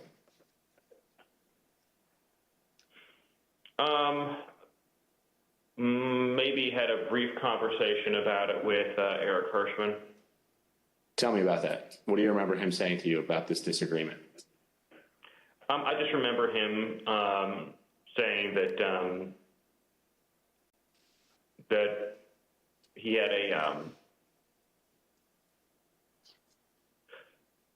I don't want to get this wrong. Sort of something to the effect of thinking that it would be counterproductive, I think he thought, to discuss the matter publicly. So it came up in the context of editing the president's speech on January the 6th? It just came up in the conversation where Eric knew it was in the speech, and so he had a sidebar with me about it. And so the speechwriters took that advice and removed the lines about Vice President Pence. And later that morning at 11:20 a.m., President Trump had a phone call with the vice president. And as the committee detailed in an earlier hearing, that phone call was, by all accounts, tense and heated. During this call, the vice president told the president that he would not attempt to change the outcome of the election. In response, the president called the vice president of the United States a wimp and other derogatory words. As you can see in this email, after Vice President Pence told President Trump that he would not unilaterally deliver him a second term in office, the speechwriters were directed to reinsert the Mike Pence lines. Here is how one of the speechwriters described President Trump's last-minute change to the speech. And as I recall, there was a very tough sentence, the vice president, that was added. President Trump wanted to use his speech to attack Vice President Pence in front of a crowd of thousands of angry supporters who had been led to believe the election was stolen. When President Trump arrived at the Ellipse to deliver his speech, he was still worked up from his call with Vice President Pence. And although Ivanka Trump would not say so, her chief of staff gave the committee some insight into the president's frustration. It's been reported that you ultimately decided to attend the rally because you hoped that you would calm the president and keep the event on an even keel. Is that accurate? No, I don't know who said that or where that came from. What did she share with you about why it was concerning that her father was upset or agitated after that call with Vice President Pence in relation to the Ellipse rally? Why did that matter? Why did he have to be calmed down, I should say? Well, she shared that he had called the vice president a not an expletive word. I think that bothered her, and I think she could tell based on the conversations and what was going on in the office that he was angry and upset, and people were providing misinformation. And she felt like she might be able to help calm this situation down, at least before he went on to stage. The president did go on stage, and then he gave the speech that he wanted to give. It included the formal changes he had requested the night before and in that morning, but also many important last-minute ad-lib changes. A single scripted reference in the speech to Mike Pence became 8. A single scripted reference to rallygoers marching to the Capitol became 4, with President Trump ad-libbing that he would be joining the protesters at the Capitol. Added throughout his speech were references to fighting and the need for people to have courage and to be strong. The word peacefully was in the staff-written script and used only once. Here are some of these ad-lib changes that the president made to his speech. Because you'll never take back our country with weakness. You have to show strength and you have to be strong. So I hope Mike has the courage to do what he has to do. And I hope he doesn't listen to the rhinos and the stupid people that he's listening to. We fight like hell. And if you don't fight like hell, you're not going to have a country anymore. But we're going to try and give our Republicans, the weak ones, because the strong ones don't need any of our help, we're going to try and give them the kind of pride and boldness that they need to take back our country. So let's walk down Pennsylvania Avenue. White House counsel Pat Cipollone and his deputy did not attend the speech, and they were concerned that the statements in the speech about the election were false. In fact, the message that President Trump delivered that day was built on a foundation of lies. He lied to his supporters that the election was stolen. He stoked their anger. He called for them to fight for him. He directed them to the U.S. Capitol. He told them he would join them, and his supporters believed him, and many headed towards the Capitol. As a result, people died. People were injured. Many of his supporters' lives will never be the same. President Trump's former campaign manager, Brad Parscale, recognized the impact of the speech immediately. And this is what he said on January 6 in excerpts from text messages to Katrina Pearson. Mr. Parscale said, quote, "This is about Trump pushing for uncertainty in our country, a sitting president asking for civil war." And then when he said, "This week I feel guilty for helping him win," Katrina Pearson responded, "You did what you felt right at the time, and therefore it was right." Mr. Parscale added, "Yeah, but a woman is dead. And yeah, if I was Trump and I knew my rhetoric killed someone." When Ms. Pearson replied, "It wasn't the rhetoric," Mr. Parscale said, "Katrina, yes, it was." Thank you, Mr. Chairman. I yield back. Gentlelady yields back. We're joined today by Mr. Jason Van Tavenhove and Mr. Stephen Ayres. Mr.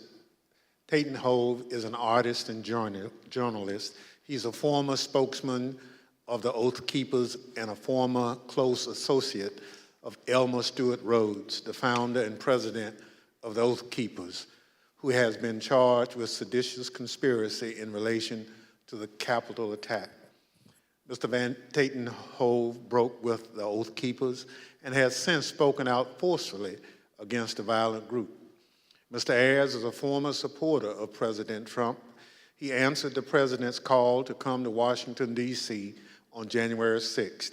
He marched to the Capitol on the president's orders. He pleaded guilty last month to disorderly and disruptive conduct at the Capitol.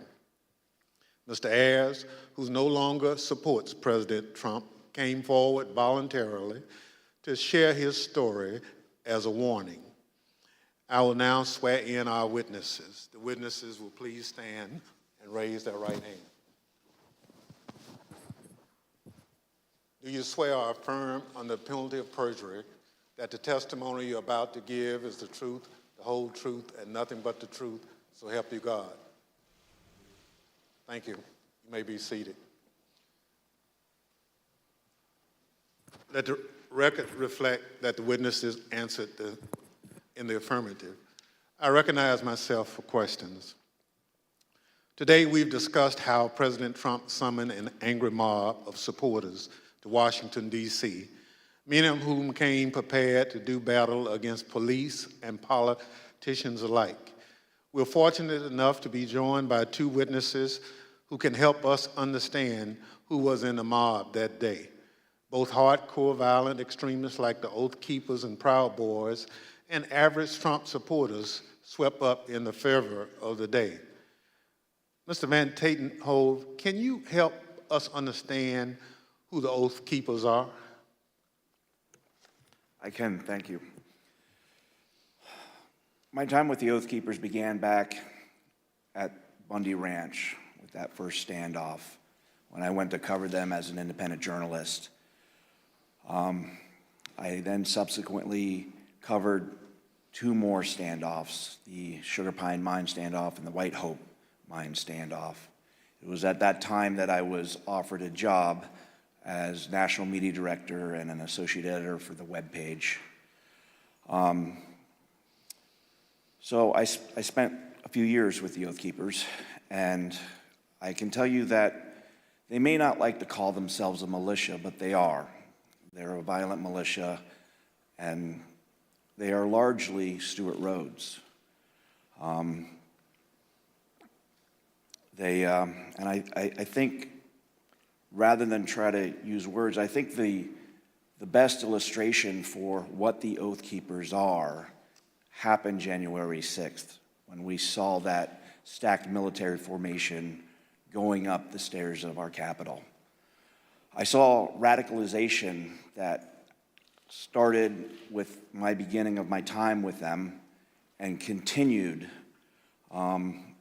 over a period of time as the member base and who it was that Stewart Rhodes was courting drifted further and further right into the alt-right world, into white nationalists, and even straight up racists. And it came to a point where I could no longer continue to work for them. But the Oath Keepers are a dangerous militia that is in large part fed by the ego and drive of Stewart Rhodes, who at times seemed to see himself as this paramilitary leader. I think that drove a lot of it. So, in my opinion, the Oath Keepers are a very dangerous organization. Well, thank you very much. You've talked a little bit about that danger. So, what is the Oath Keepers' vision for America, and why should Americans be concerned about it? I think we saw a glimpse of what the vision of the Oath Keepers is on January 6th. It doesn't necessarily include the rule of law. It doesn't necessarily include, it includes violence. It includes trying to get their way through lies, through deceit, through intimidation, and through the perpetration of violence.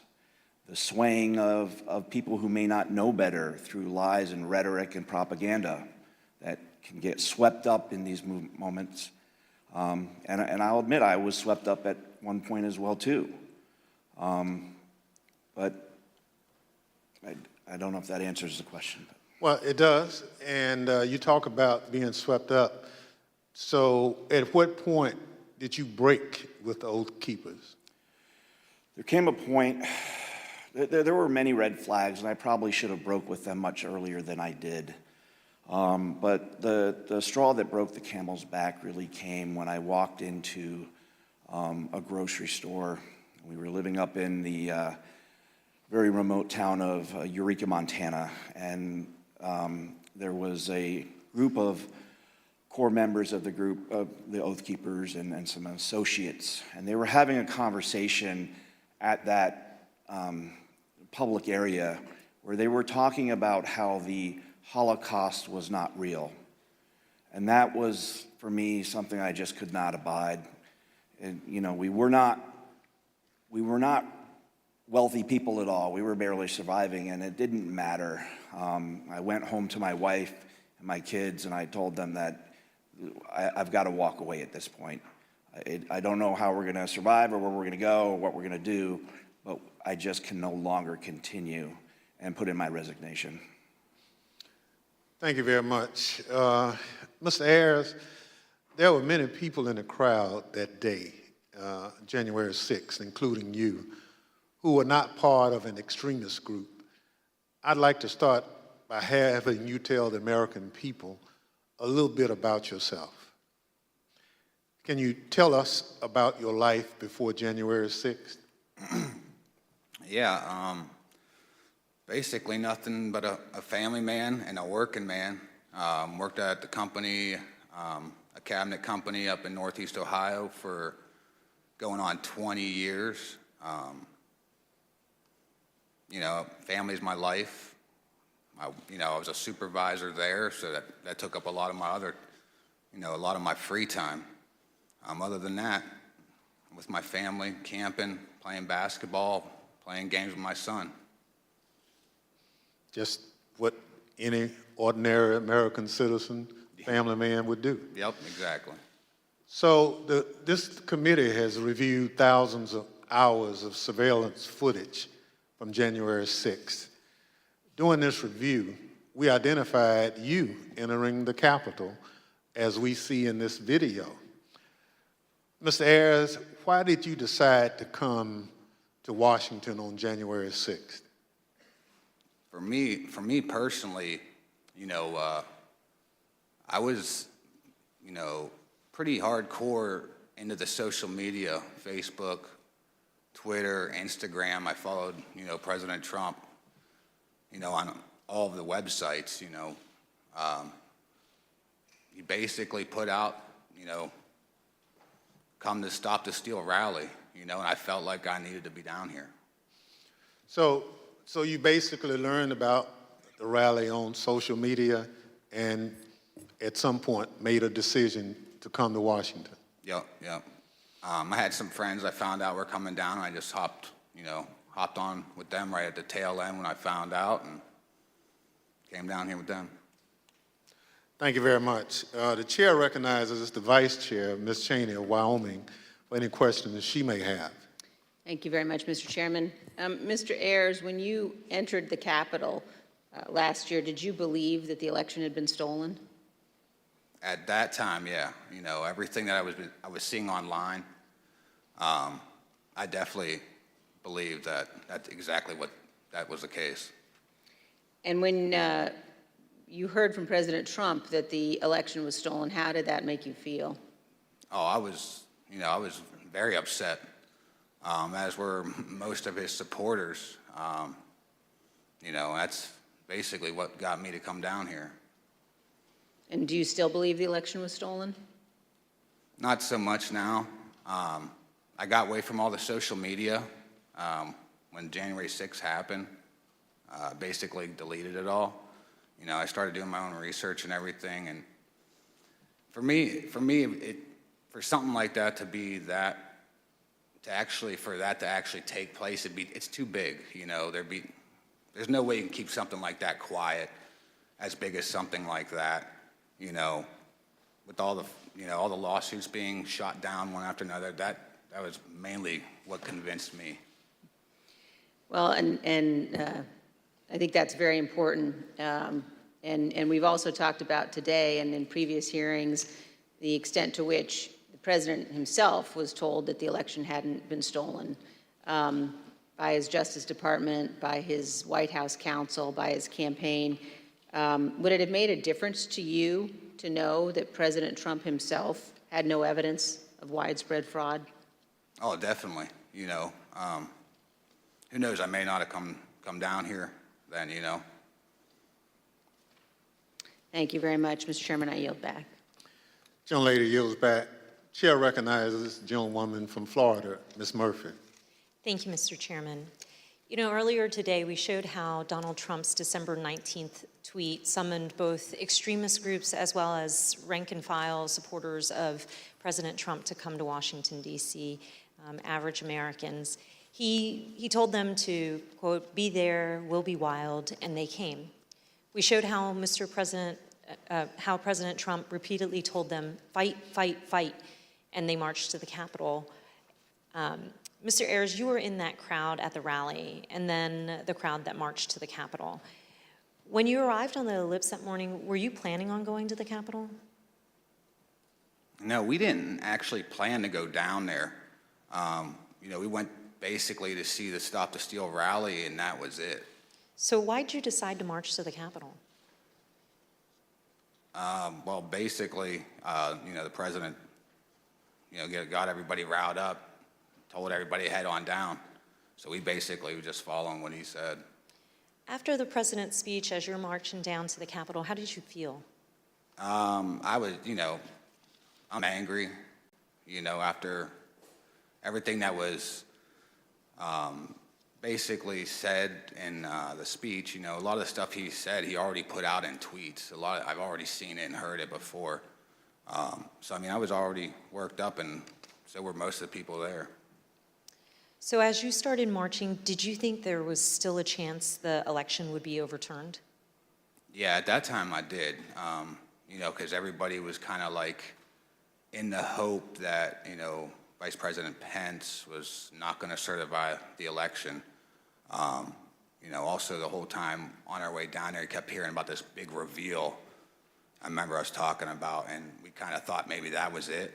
So that hope was there. Did you think that the president would be marching with you? Yeah, I think everybody thought he was going to be coming down. He said in his speech, kind of like he's going to be there with us. So, I think I believed it. I understand. We know that you illegally entered the Capitol that afternoon and then left the Capitol area later on. What made you decide to leave? Basically, when President Trump put his tweet out, we literally left right after that come out. you know, to me, if he would have done that earlier in the day, 1:30, you know, we wouldn't be in this, maybe we wouldn't be in this bad of a situation or something. Thank you. Mr. Chairman, I yield back. Chair recognizes the gentleman from Maryland, Mr. Raskin. Thank you, Mr. Chairman. Mr. Van Tatenhoff, in the run-up to January 6th, Stuart Rhodes publicly implored President Trump to invoke the Insurrection Act, the 1807 law that allows the president to call up militias to put down a rebellion against the United States. And I want to get your thoughts about this in the context of your prior relationship with Stuart Rhodes. I understand that you had conversations with Rhodes about the Insurrection Act. Why was he so fixated on that, and what did he think it would enable the Oath Keepers to do?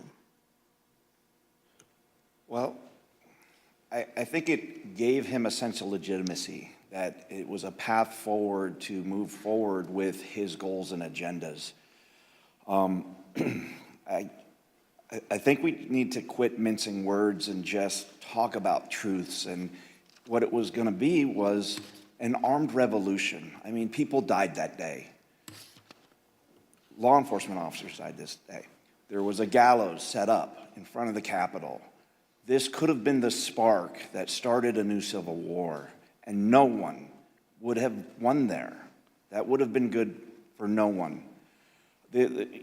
He was always looking for ways to legitimize what he was doing, whether by wrapping it in the trappings of it's not a militia, it's a community preparedness team. We're not a militia, we're an educational outreach group. It's a veteran support group. But again, we've got to stop with this dishonesty and the mincing of words and just call things for what they are. You know, he's a militia leader. He had these grand visions of being a paramilitary leader, and the Insurrection Act would have given him a path forward with that. You know, the fact that the president was communicating, whether directly or indirectly, messaging, you know, kind of that gave him the nod. And all I can do is thank the gods that things did not go any worse that day. What did the Oath Keepers see in President Trump? They saw a path forward that would have legitimacy. They saw opportunity, I think, in my opinion, to become a paramilitary force, you know? Last week, the Department of Justice indicated that it has evidence of the Oath Keepers bringing not just firearms, but explosives to Washington ahead of January 6th. And the committee's also learned that Stuart Rhodes stopped to buy weapons on his way to Washington and shipped roughly $7,000 worth of tactical gear to a January 6th rally planner in Virginia before the attack. Did you ever hear Rhodes discuss committing violence against elected political leaders? Yeah, I mean, that went back from the very beginning of my tenure. One of the first assignments that he brought to me, wanting me to do as more of a graphic artist function, was to create a deck of cards. You may remember back to the conflict in the Middle East, where our own military created a deck of cards, which was a who's who of kind of the key players on the other side that they wanted to take out. And Stuart was very intrigued by that notion and influenced by it, I think. And he wanted me to create a deck of cards that would include different politicians, judges, including up to Hillary Clinton as the Queen of Hearts. This is a project that I refused to do. But from the very start, we saw that. There was always the push for military training, including there were courses in that community that went over explosives training. So, yeah, this all falls in line. Mr. Van Tatenhoff, you say in your very thoughtful written testimony that we received today that you fear what the next election cycle will bring. And you also say that we have been exceedingly lucky in that we have not seen more bloodshed so far. I wonder if you would elaborate on those two statements. I think as far as the luck goes, we've had the potential from Bundy Ranch on. I mean, being boots on the ground at these these standoffs, and they were standoffs where there were firearms pointed across lines at federal law enforcement agencies, whatever it may be with that particular standoff. But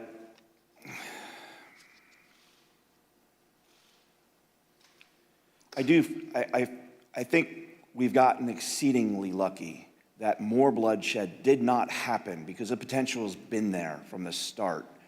And we got very lucky that the loss of life was, and as tragic as it is, that we saw on January 6th, the potential was so much more. Again, all we have to look at is the iconic images of that day with the gallows set up for Mike Pence, for the Vice President of the United States. And I do fear for this next election cycle because who knows what that might bring. If a president that's willing to try to instill and encourage, to whip up a civil war amongst his followers using lies and deceit and snake oil, and regardless of the human impact, what else is he going to do if he gets elected again? All bets are off at that point. And that's a scary notion. I have 3 daughters. I have a granddaughter. And I fear for the world that they will inherit if we do not start holding these people to account. Thank you for your testimony, Mr. Van Tatenhoff. Mr. Ayres, I first want to ask you about what finally caused you to leave on January the 6th. We know that the medieval-style combat with our police, the occupation of the building, this was going on for several hours until the president issued at 4:17 a tweet, I believe, that included a video telling people to go home. Did you see that, and did that have any effect on what you were doing? Well, when we were there, as soon as that come out, everybody started talking about it, and it seemed like it started to disperse, some of the crowd. Obviously, once we got back to the hotel room, we seen that it was still going on, but it definitely dispersed a lot of the crowd. And did you leave at that point? Yeah, we did. Yeah, we left. So, in other words, that was the key moment when you decided to leave, when President Trump told people to go home. Yeah, yep. We left right when that come out. You were not a member of an organized group like the Oath Keepers or the Proud Boys, as most of the crowd wasn't. I wonder, on January 6th, was it your view that these far-right groups like the Oath Keepers and Proud Boys and 3%ers and others were on your side? Did you have any reservations about marching with them and rallying with them? Well, I definitely didn't have a problem. I was probably following them online myself. I thought, hey, they're on our team, good. That's how I kind of looked at it at the time. I didn't have a problem with it. I thought it was a good thing. I'm interested in hearing about what's happened to you since the events of January 6th. You told the vice chair that you no longer believe Trump's big lie about the election, but that's what brought you originally to Washington. Looking back on it now, how do you reflect on the role that you played in the crowd that day, and what is going on in your life? Basically, I lost my job. Since this all happened,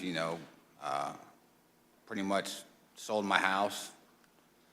So everything that happened with the charges, thank God, a lot of them did get dismissed because I was just holding my phone, but at the same time, I was there. It definitely, it changed my life, and not for the good, definitely not for the, for the better. Well, really all I could say. President Trump is still promoting the big lie about the election. How does that make you feel? It makes me mad because I was hanging on every word he was saying. Everything he was putting out, I was following it. If I was doing it, hundreds of thousands or millions of other people are doing it, or maybe even still doing it. It's like he just said about that. You know, you got people still following and doing that. Who knows what the next election could come out? You know, could end up being down the same path we are right now. I mean, just don't know.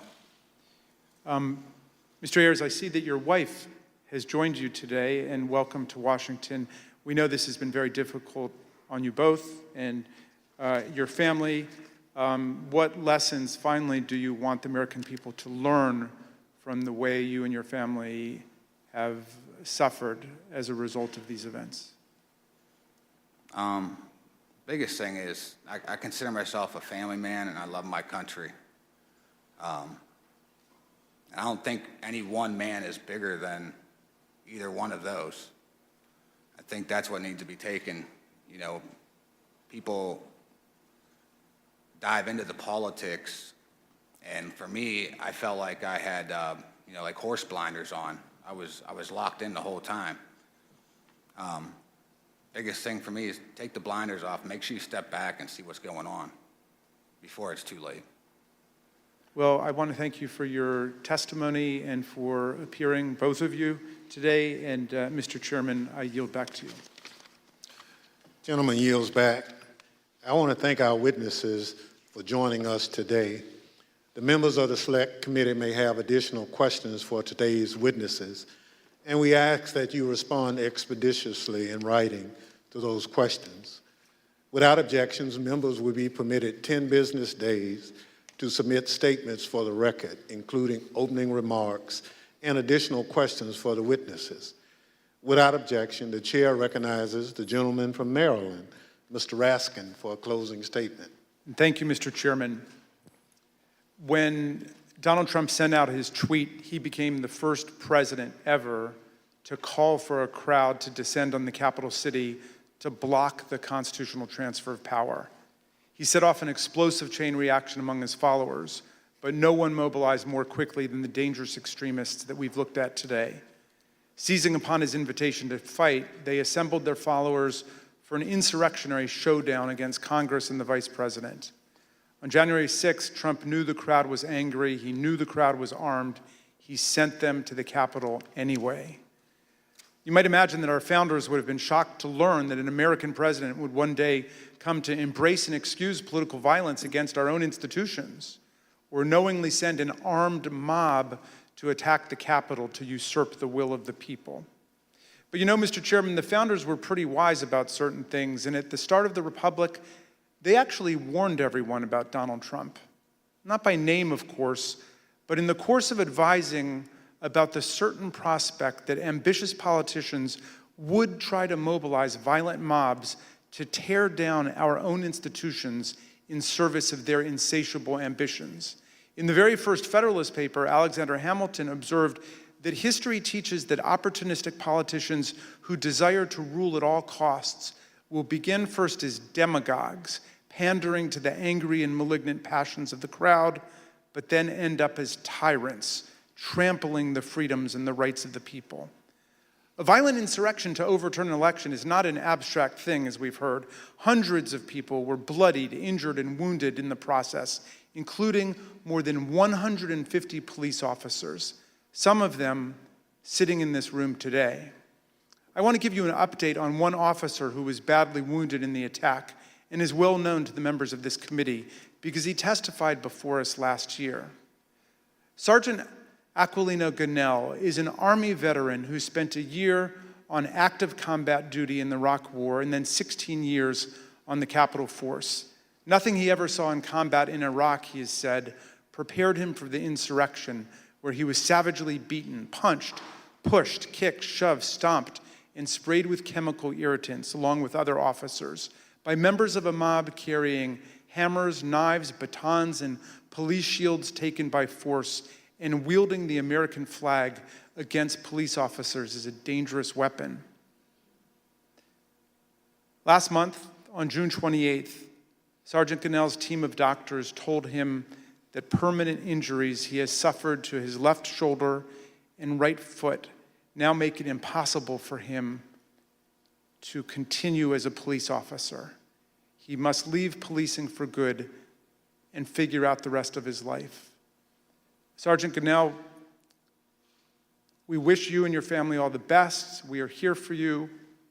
We salute you for your valor, your eloquence, and your beautiful commitment to America. I wonder what former President Trump would say to someone like Sergeant Gonell, who must now go about remaking his life. I wonder if he could even understand what motivates a patriot like Sergeant Gonell. In his inaugural address, Trump introduced one commanding image: American carnage. Although that turn of phrase explained little about our country before he took office, it turned out to be an excellent prophecy of what his rage would come to visit on our people. Mr. Ayres just described how the trust he placed in President Trump as a camp follower derailed his life and nearly wrecked his reputation and his family. A few weeks ago, we heard Shaye Moss and her mother, Ruby Freeman, Speaker Rusty Bowers from Arizona, and Georgia's Secretary of State Brad Raffensperger describe how hate-filled intimidation campaigns by Trump and his followers made them prisoners in their homes and drove their stress and anxiety to soaring new heights when they refused to do Trump's bidding. American carnage, that's Donald Trump's true legacy. His desire to overthrow the people's election and seize the presidency interrupted the counting of electoral college votes for the first time in American history, nearly toppled the constitutional order, and brutalized hundreds and hundreds of people. The Watergate break-in was like a Cub Scout meeting compared to this assault on our people and our institutions. Mr. Chairman, these hearings have been significant for us and for millions of Americans, and our hearing next week will be a profound moment of reckoning for America. But the crucial thing is the next step. What this committee, what all of us will do to fortify our democracy against coups, political violence, and campaigns to steal elections away from the people. Unlike Mr. Ayres and Mr. Van Tatenhove, people who have recovered and evolved from their descent into the hell of fanaticism, Donald Trump has only expanded his big lie to cover January 6th itself. He asserts the insurrection was the real election, and the election was the real insurrection. He says his mob greeted our police officers on January 6th with hugs and kisses. He threatens to take one of America's two major political parties with him down the road to authoritarianism, and it is Abraham Lincoln's party, no less. The political scientists tell us that authoritarian parties have two essential features in common in history and around the world. They do not accept the results of democratic elections when they lose, and they embrace political violence as legitimate. And the problem of incitement to political violence has only grown more serious in the internet age, as we have just heard. But this is not the problem of one party, it is the problem of the whole country now. American democracy, Mr. Chairman, is a precious inheritance, something rare in the history of the world and even on earth today. Constitutional democracy is the silver frame, as Lincoln put it, upon which the golden apple of freedom rests. We need to defend both our democracy and our freedom with everything we have and declare that this American carnage ends here and now.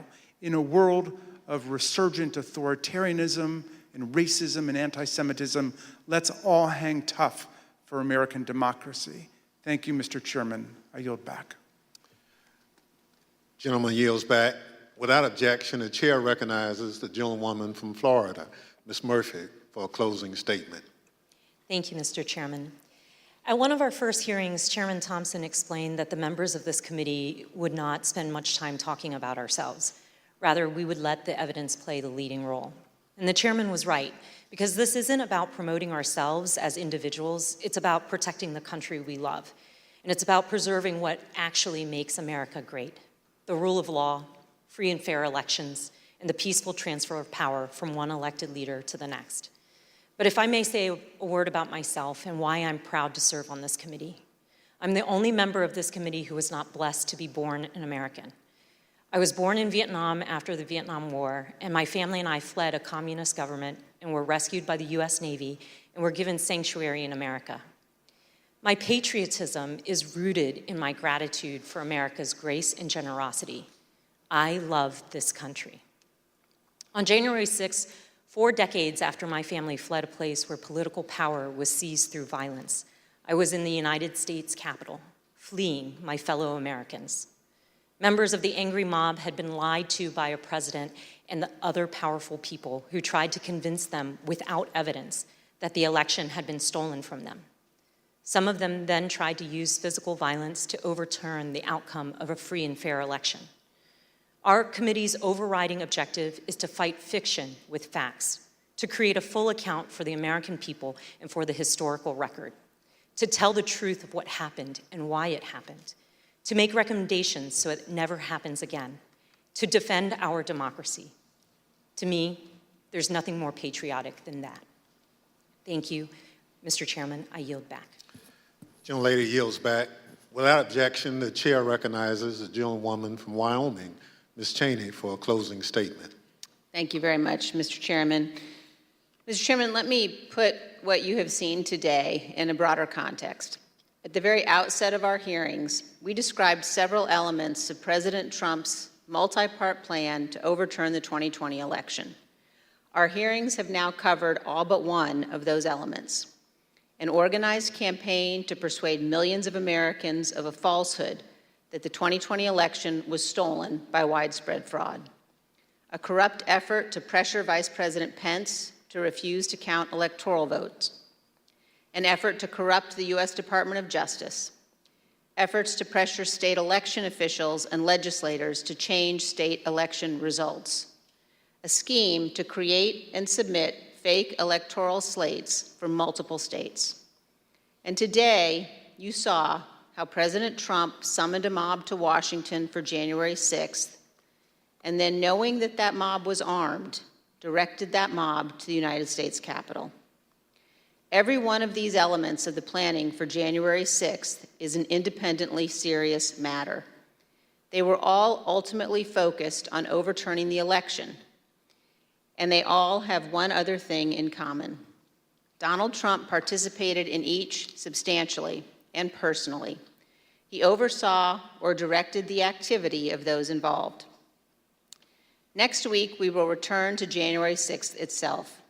As we have shown in prior hearings, Donald Trump and his legal team, led by Rudy Giuliani, were working on January 6th to delay or halt Congress's counting of electoral votes. The mob attacking and invading the Capitol on that afternoon of January 6th was achieving that result. And for multiple hours, Donald Trump refused to intervene to stop it. He would not instruct the mob to leave or condemn the violence. He would not order them to evacuate the Capitol and disperse. The many pleas for help from Congress did no good. His staff insisted that President Trump call off the attack. He would not. Here are a few of the many things you will hear next week from Mr. Cipollone.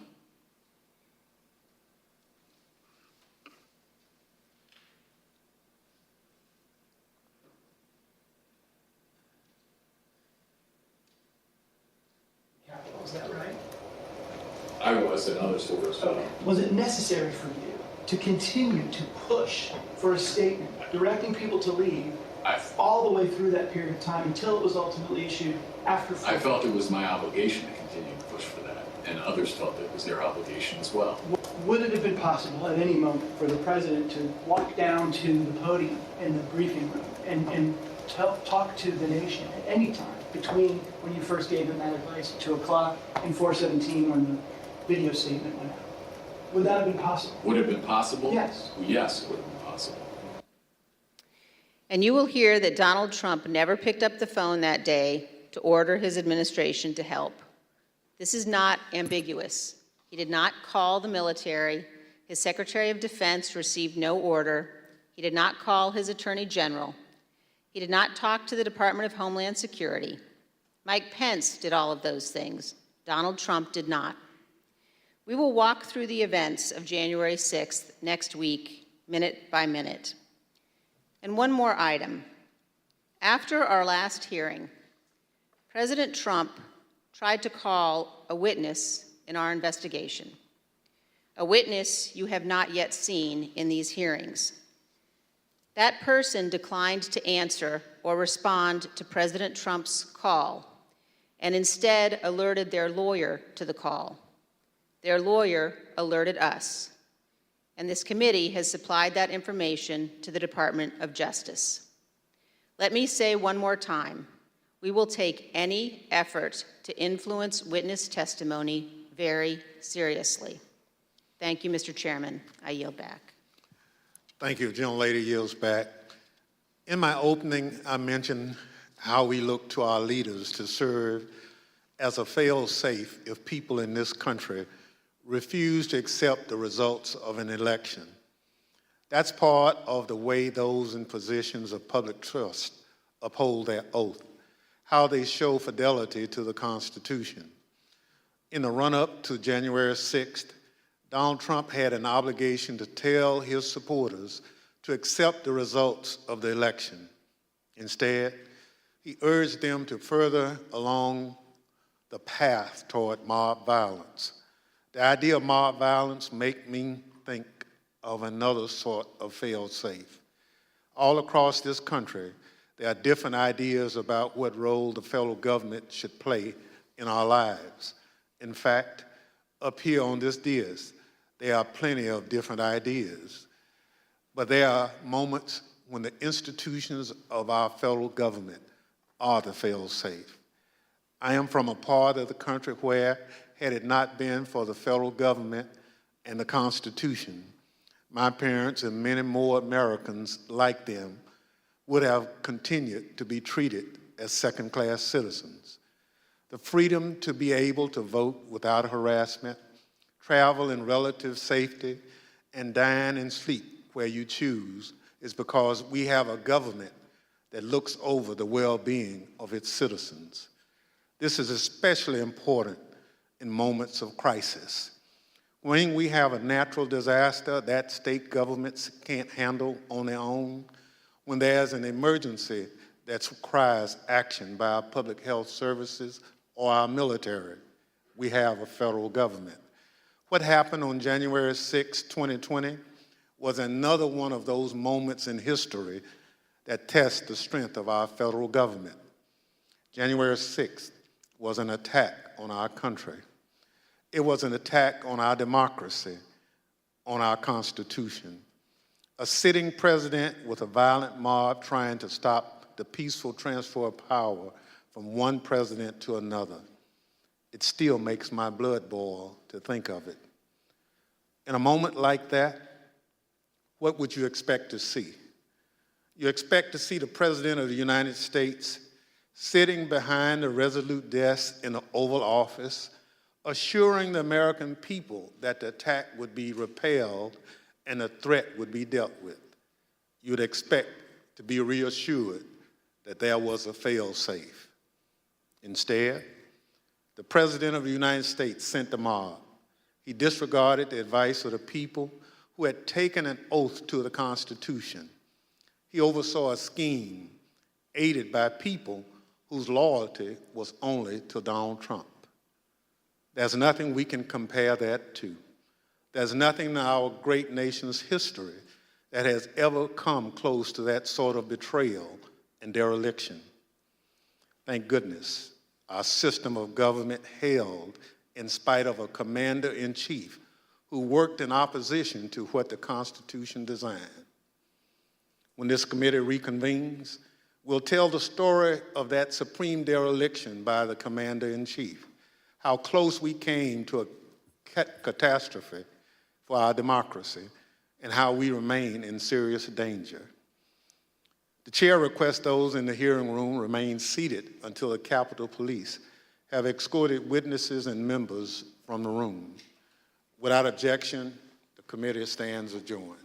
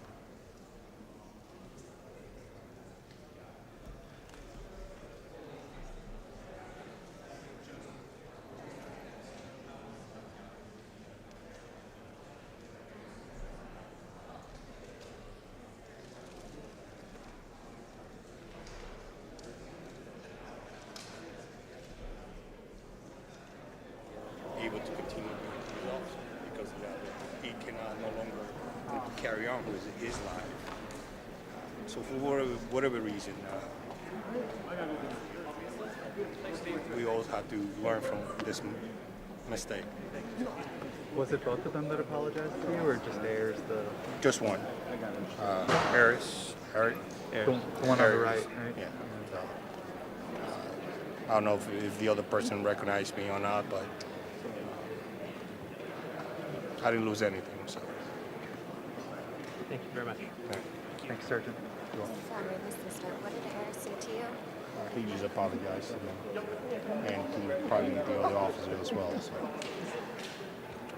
How does it feel to come face to face and get an apology? I mean, I didn't expect it, nor did I warrant it. So it is what it is. I'm not holding any grudges. I'm trying to live with my life, get back to my normal routine, learn from how to cope and live with my new disabilities.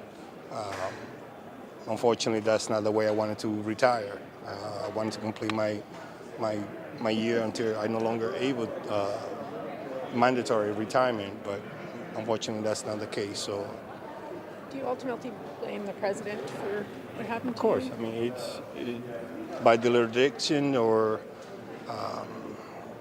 inaction or actions, he didn't came to our aid on January 6th, 16 blocks away from the Capitol.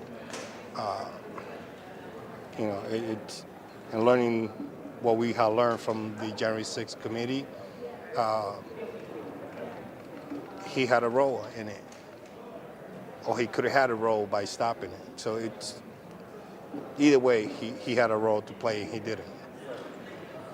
What do you wish he had done the day of? Well, he could call off the mob instead of he egged them, and that's when, pretty much when that fight got even worse for me, for my fellow officers, especially at that entrance on the lower West Terrace entrance, or the tunnel as you guys call it. I mean, we already been there for 2 hours fighting, and he tweets something else, and then the fighting become more intense, more fierce.